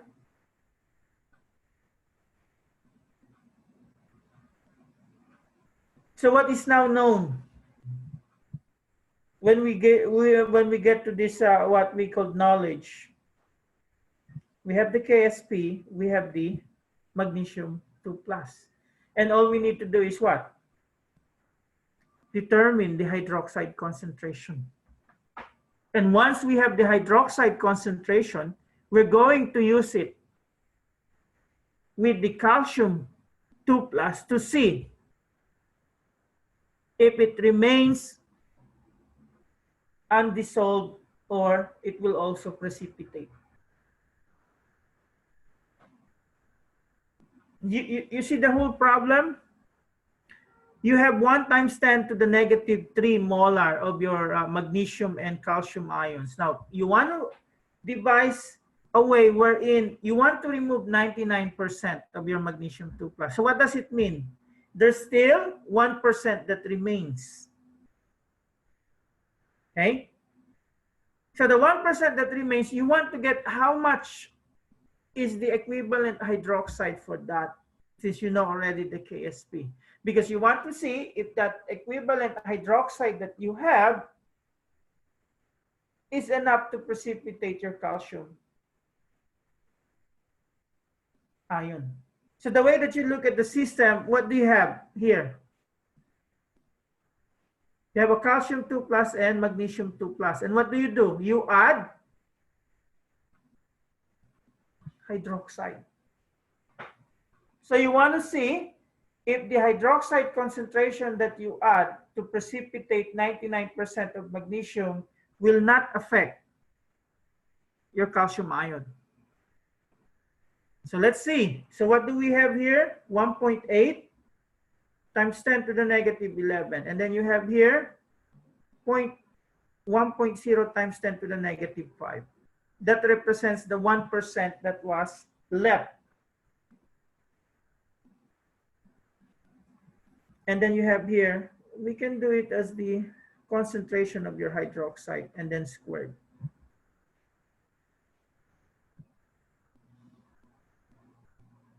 So if you're going to look at here, hydroxide on one side, so this is just the square root of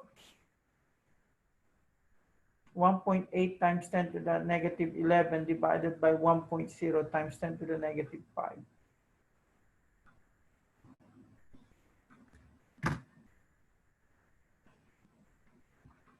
So what is the hydroxide concentration?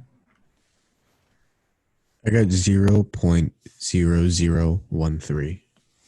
Okay, so that would be 1.34 times 10 to the negative 3. Yeah. Now, this is the amount of your hydroxide that is available there in the solution after you remove 99% of your magnesium 2+. Now, the question now, is this enough to precipitate out your calcium? Okay? So what do? You look at the ion product that you have. But this time, the ion product of your calcium. So calcium 2+ times the hydroxide concentration that you have. So you have there the 1.0 times 10 to the 3. And then you have the one that was this calculated here. And then you square. So you want to see if this ion product will be higher or lower than the Ksp value. If it's higher, then the calcium hydroxide will also precipitate. If it's lower, then only the magnesium will be the one that will precipitate. So what is your answer?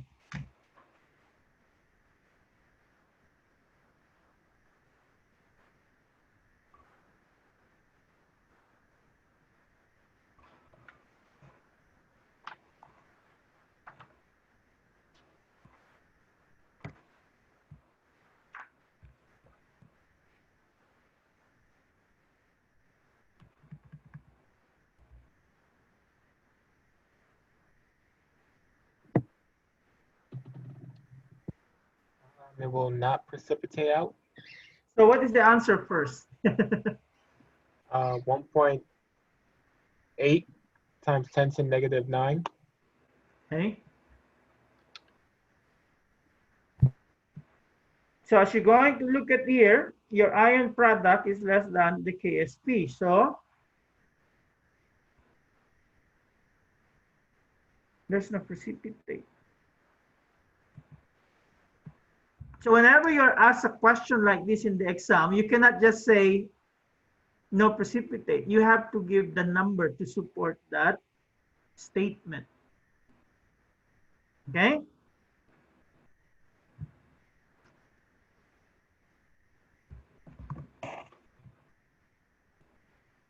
So that's what we have so far for the Ksp.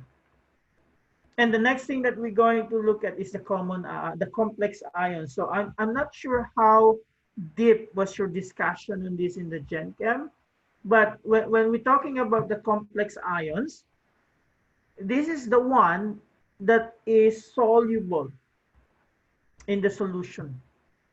I'm not sure if you're familiar with this reaction.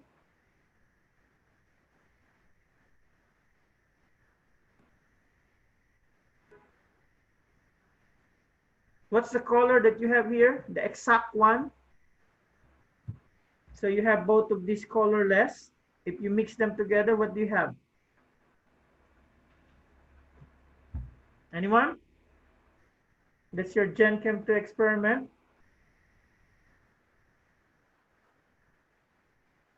You have a blood red solution that you have there. So you have here a complex ion because you have there an ion. And another thing that you did in Gen Chem 2, in the first experiment there, where you separate your silver from the other chloride groups. You add their ammonia, and what happened? You form a silver ammonia complex.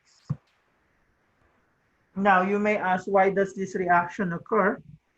Okay, so this is just a Lewis acid-base reaction, where the metal is the Lewis acid and the ammonia is the Lewis base. And you form there a metal ligand bonds that are intermediate strength. So the K that you have here is what we call Kf. And what's the difference of Kf from the other K? If you recall your Gen Chem 2, Kf is what? Usually all of them are positive. So this reaction is almost a one direction reaction because you have a high K value. Okay. Now, if you're going to look at the complex ion, you may ask yourself, why do we need to study this? So they're useful in the separation. Okay. If you complex your organic materials with metals, they become more soluble. Like the sodium, when you add it in the crown ether, you're going to form there a soluble solution. So if you have it like this, okay. So the sodium concentration, there is the gray shading. So if you're going to add a crown ether, you will see that the solubility will increase. So effects on metal solubility, the addition of your ammonia on silver chloride. So your silver chloride is what? A precipitate. If you add ammonia, you will lose the precipitate because what happened, you're going to have a silver ammonia complex. And this is the basis of the complexometric titration, which you're going to do in one of your experiments, the one that has the EDTA, ethylene diamine tetraacetic acid. So if you're going to look at this complex ion formation effect, so if you have a lead iodide, the one that dictates its solubility is the Ksp. But what happened if you have too much of the iodide? Maybe at low concentration of the iodide, the solubility of your Pb2 plus is determined by the Ksp. But at high concentration of your iodide, these reactions are driven to the right, and the total dissolved lead is much more than the concentration of your lead 2 plus alone.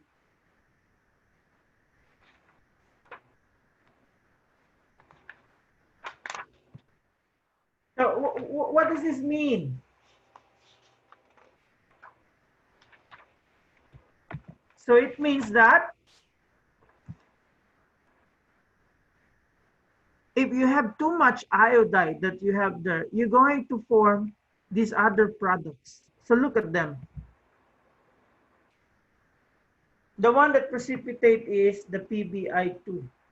But there's also a PbI2 that don't precipitate. There's also PbI plus, a PbI3 minus, and a PbI4 2 minus. And all of them are ions. And look at the value that you have there for the formation of these ions. They are high compared to the formation of this one. But this one is really what? The reciprocal of all these values. So the way that we look at this one, okay, at high concentration of your iodide, there are more dissolved lead than just the lead 2 plus alone. So if we know I minus, we can calculate the lead 2 plus by just substituting the value that we have here. But the thing that I want you to remember is the U-shaped solubility curves. So when it is that the solubility is governed by the common ion effect and the complex formation. So if you're going to look at the left side here, so you could see the lead total that you have there is governed by the Ksp. But as you increases your iodide, okay, the lead total that you have decreases because of the common ion effect. And then in such a way, okay, it increases again here, but this is now dictated by the complex formation.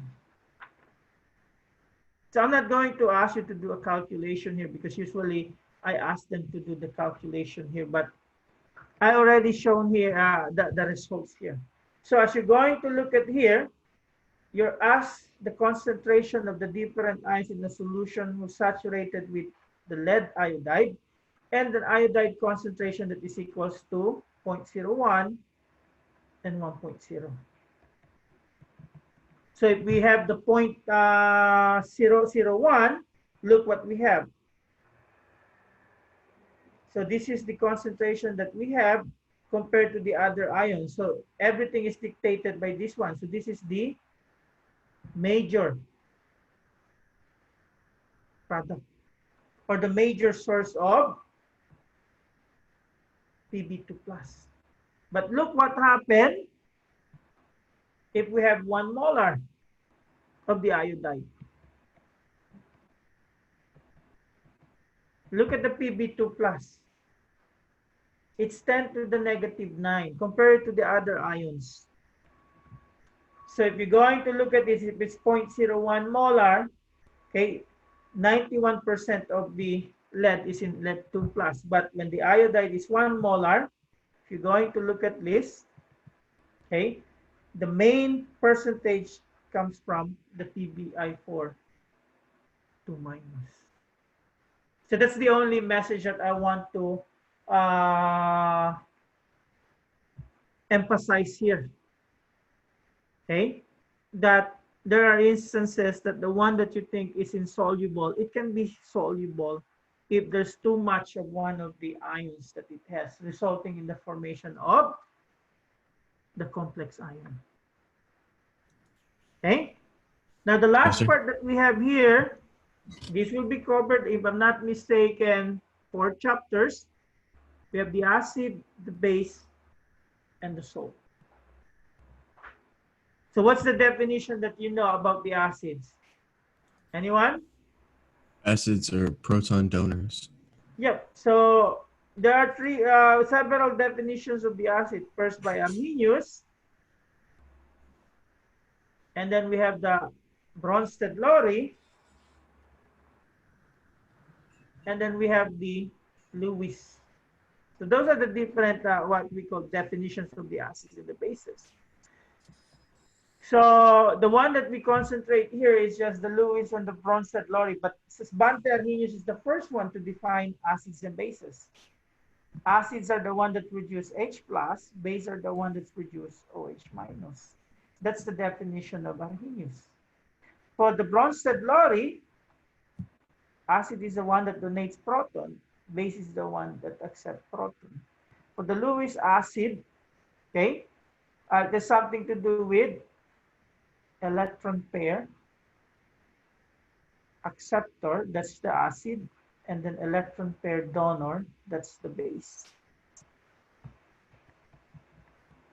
So in the Bronsted acid-Lowry definition, so which one is the acid here and which one is the base? Anyone? Although I think it's already common for you to know which is the acid and which is the base. So what's water here? Is it an acid or a base? It's a base. It's a base because as you're going to look at here, it is one more hydrogen so that we accept the proton. So this is the acid. What's the water here? It's an acid. That's an acid. And this is the one that is base. And then in the Bronsted-Lowry acids, we call this what? HCO2 is? HCO2 minus is? Bicarbonate. That's your conjugate base. Right. And What this is we're your talking about. conjugate acid. you are the conjugate acid if you end up more 1 hydrogen more. You end up as the conjugate base if you end up as 1 hydrogen less. So this one, this is the conjugate what? Conjugate acid. So this is the acid and this is the base. Now how about here? Which is the acid, which is the base? Because if you're going to look at this, this is sulfuric acid and this is acetic acid. So which one acts as an acid and which one acts as a base? Sulfuric acid is acid. So this is the acid and that's the base. So whenever you're confused, because both of them are acids, so all you need to do is go to the definition of Bronsted-Lowry acid. So if you're going to look at this, it lost the hydrogen, so this is your conjugate base. So that means that's your acid. And here it gains the hydrogen, so that's your conjugate acid. Okay? So for most acid, the reaction with water is simplified. Okay? So the way that you're going to look at is, I think you should still need to know what is a strong acid versus a weak acid. So what's the strong acid? Anyone? How do we define strong acid? What's the important word associated with the strong acid?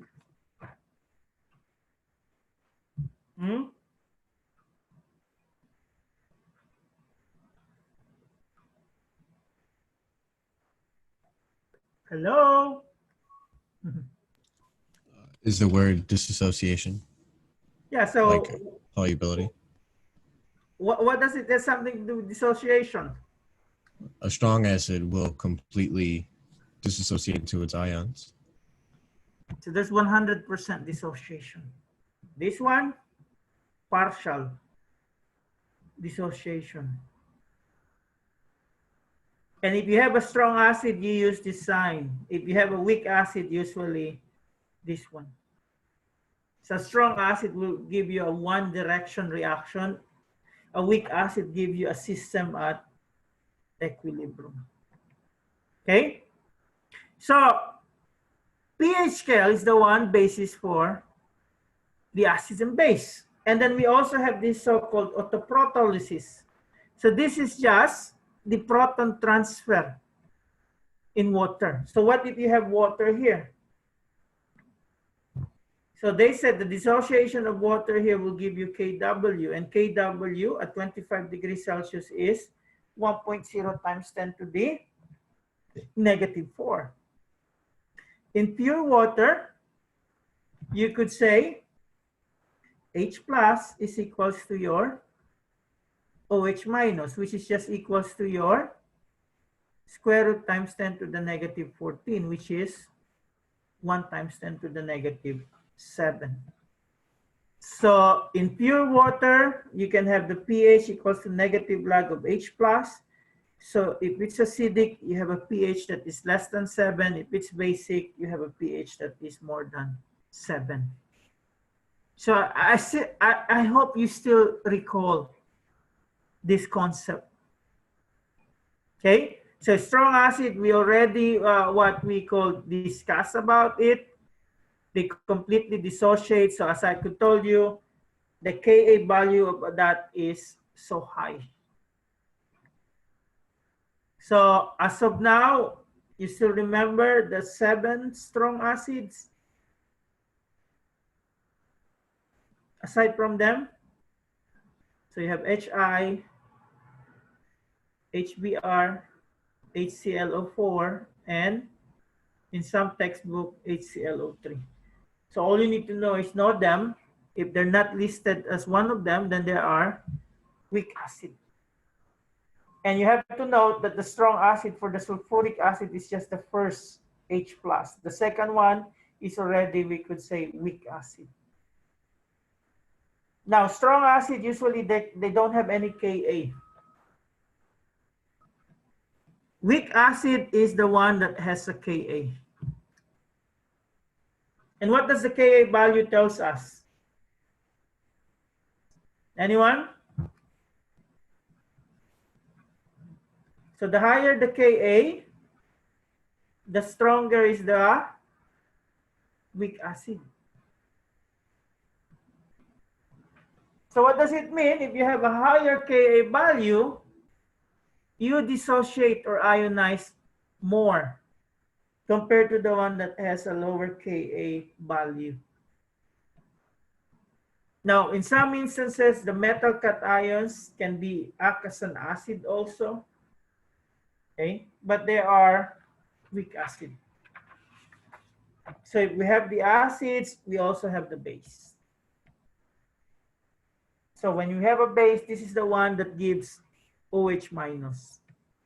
So that is Arrhenius definition. And in addition to that, the bases are also the acceptor of the hydrogen. So if we're going to look at here, NH3 and then H2O plus. So what happened? The base accept the NH, the H plus. So this is your base, this is your acid, this is your conjugate acid, this is your conjugate base. And just like acid, base can also be strong and weak. And the basis for that is also dissociation. So all you need to know is what? The hydroxides of 1A and 2A, those are the strong base. And anything other than that are weak bases. And again, you have the Kb. And just like the Ka, the higher the Kb, okay, the stronger is the weak acid, weak base.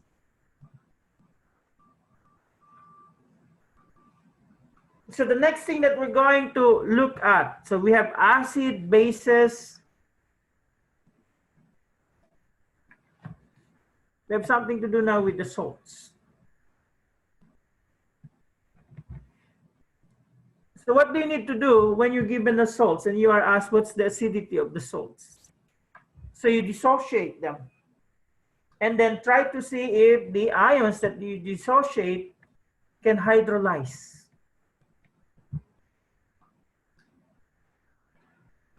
So what does it mean? If it reacts with water, will there be a hydrolysis?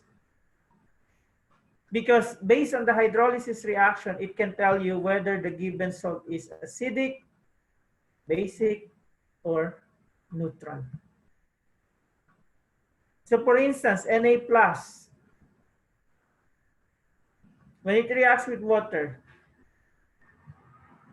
will it form like this?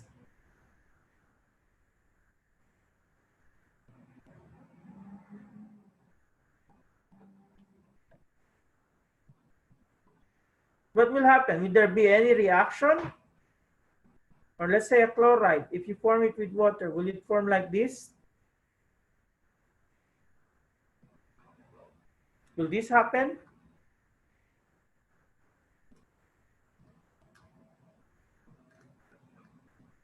Because as you're going to look at this, what is Hcl minus here? That is a conjugate base of this. So what really happened is this one reacting with water, you produce H3O plus and Cl minus. So this is the conjugate base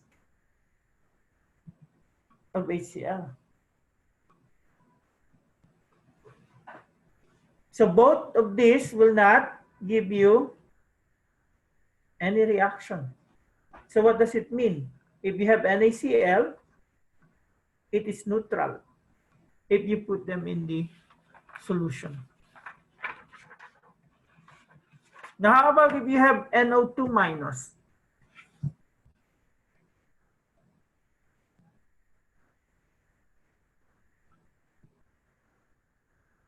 Is this going to be acidic or basic? So where does this came from? Let's say if you have it like this. You are asked what's the acidity or basicity of this. So calcium 2 plus and NO2 minus. So between the two, this is the only one that hydrolyzed. Why? Because it's a conjugate base of a weak acid. And if it reacts with water, this is what you have. So you could say this is basic. But what other thing that tells you that it is basic? Anyone? Try to look at the source. So calcium nitrate. So what could be the source? Maybe this one. And this one is, just put an N on it. H, not N. So what do you call this? Weak acid, strong acid, HNO2. Anyone?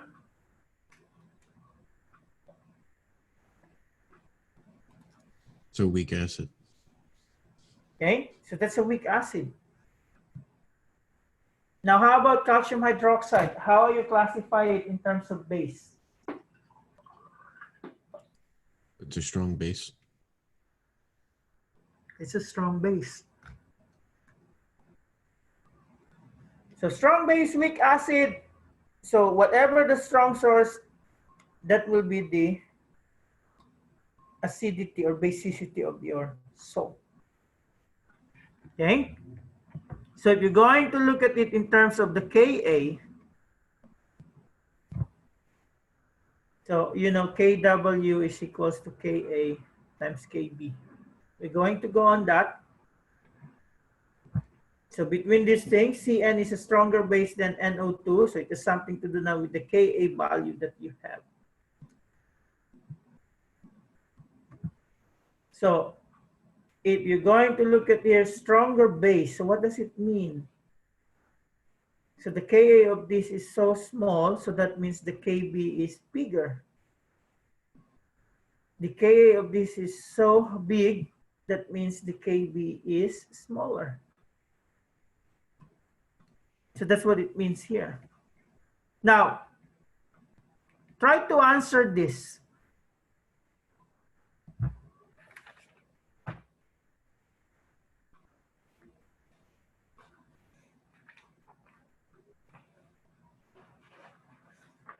So maybe as a quiz.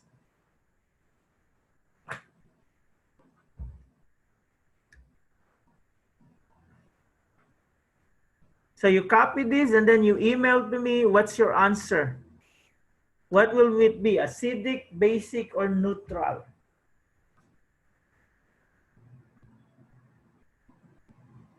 So you can just put 1, 2, 3, 4, 5, and then you can just put any letter that we have there. So what is A? What is B? What is N? So acidic, basic, or neutral salt?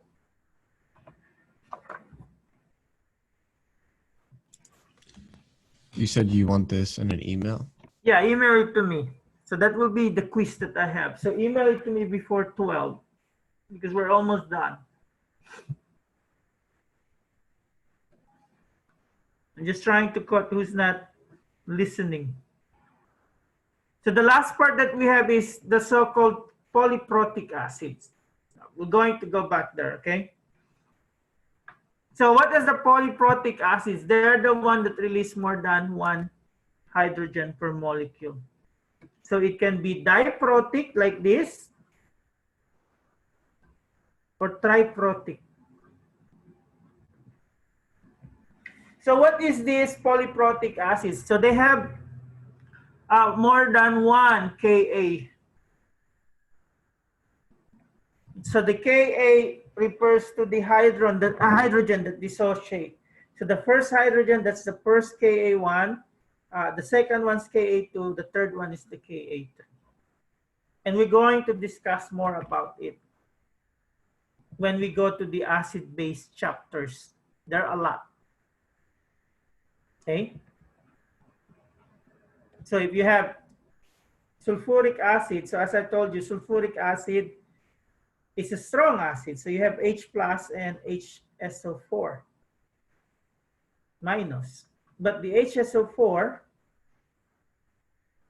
is not as strong as the sulfuric acid. So it says a Ka2. This one doesn't even have a Ka1 because it's a strong acid. Okay. So you go back here. So try to list down those 5.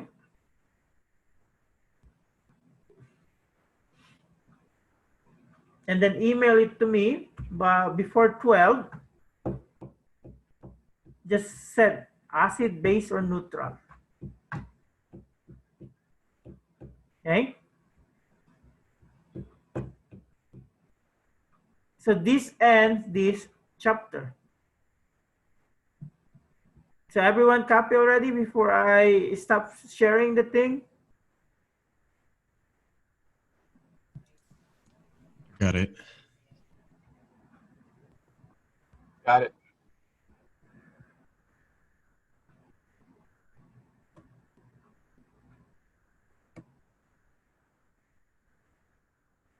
So question.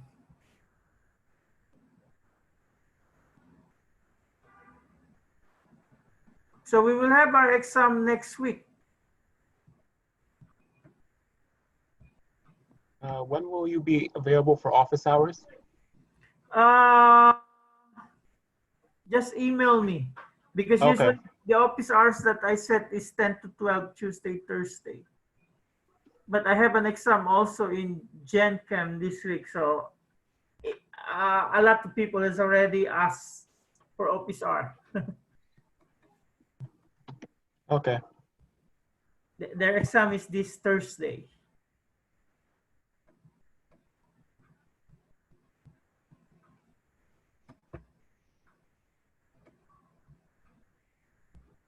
I wanted to ask a question. I know in the beginning you mentioned some stuff about the exam. Can you just repeat it for us, please? Huh?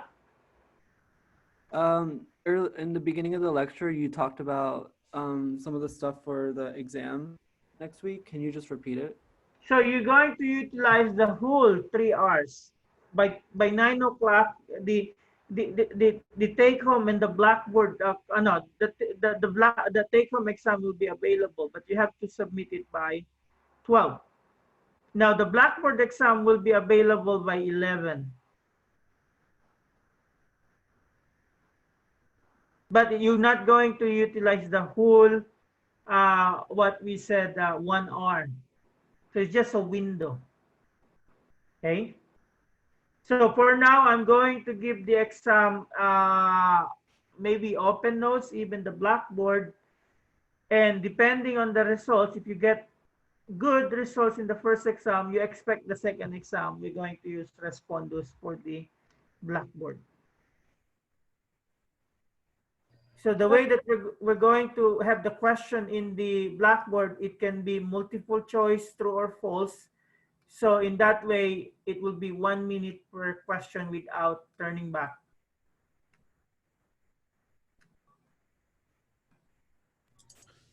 Question? Are we? Yeah. For the Blackboard portion, how many questions are we gonna have? I have not looked at it yet, but at the most it will be 10 points. And it might be 3 points each. Okay. Okay. So there might be 10 items at the minimum. And then for if it's going to be a multiple choice or true or false question, it will be 1 minute per question. So if you have 10 questions, that means in 10 minutes you're done. So all of the questions that have to do with calculations are going to be done on Blackboard too? No. Okay.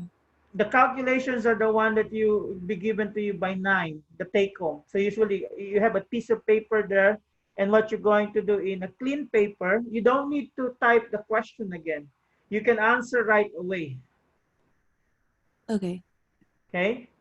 So you don't need to print out whatever I have there. So what you do, you can print out it for you, or you could just at least number 1, the answer, then the calculation, and then maybe encircle the final answer. So that's how the take home question will be. So take home will take care everything of the calculations. Now the blackboard is more on the concept one. And for now, I'm going to give you without the respondus. Now, if you get too high in your first exam, you expect that we're going to use the respondus on the second exam.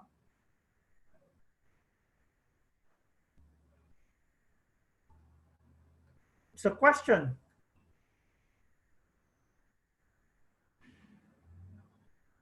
Any more question?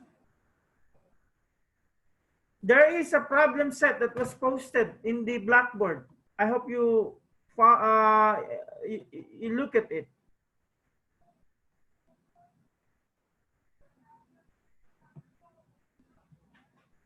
Although we don't use the top hat right now because there's a word there that says top hat, okay? We're not using the top hat at this time. And go over the assignments and the quizzes that we have. I have graded them already.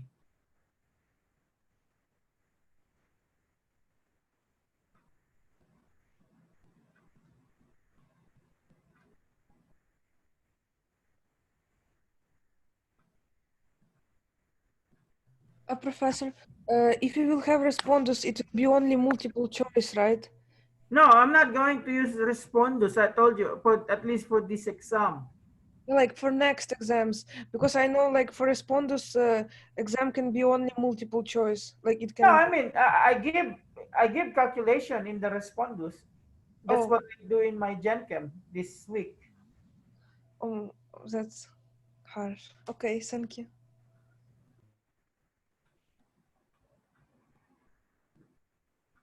But most likely, the one that you will go 100% responders will be the final. Because the final will be multiple choice and calculation, but all in the responders setup. Yeah, so but we can go away with the calculations in the long exam as take home, but the objective parts, the one that has the concept, it will be responders. But by the final exam, everything will be responders.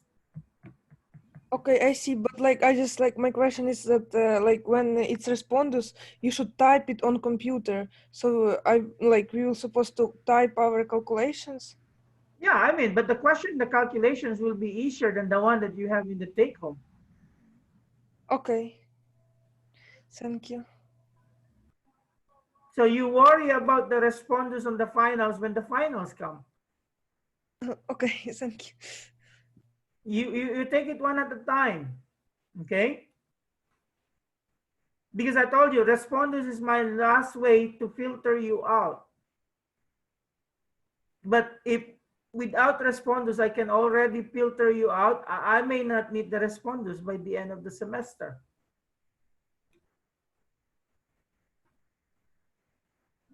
That's why, what did I told you? If you're doing well, if all of you did well in the first exam, then we will have a responders in the second exam. But the responders on the second exam will just be on the Blackboard base because the take home will remain take home. Is that clear? Yes. How about the other people, the other student? Any question?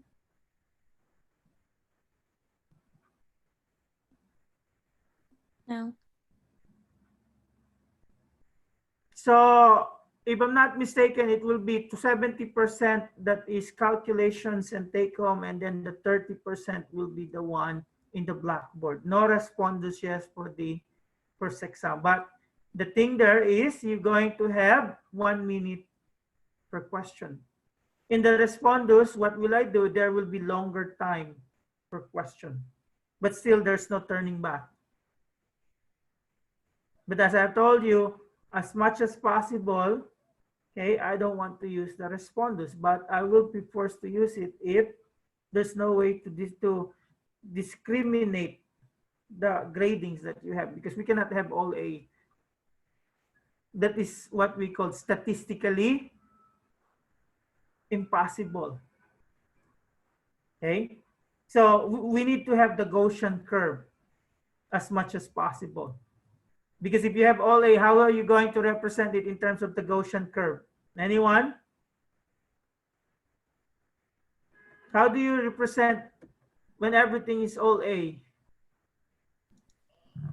If you're going to represent it in the Gaussian curve. You're not going to get a bell curve. You're not going to get the bell curve. Okay, so that's what it means there. So I'm just going, if I can, what we could get the bell curve by just using, not using responders, then I'm fine without the using it. But I don't know your capability yet.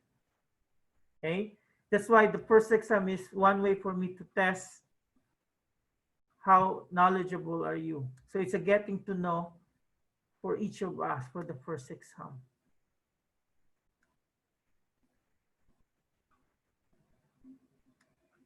So, question?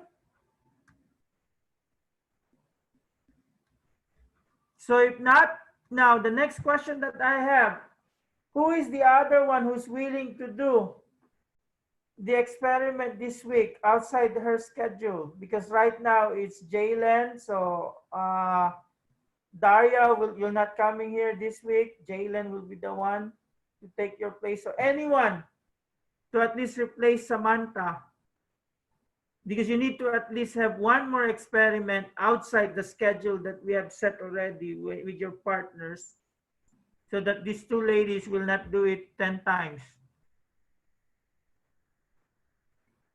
So that means you may have your partners with you in some of the experiment. So anyone who wants to do it to replace Samantha this week? Because we are the one this week. I think this week you have Lauren, Bailey, Hanbo, right? And, oh, the one that's absent, Abiola or Abioli, okay? So those are the one. And then Jalen will come here. So Samantha is the sixth one. So anyone who want to replace Samantha for experiment 4?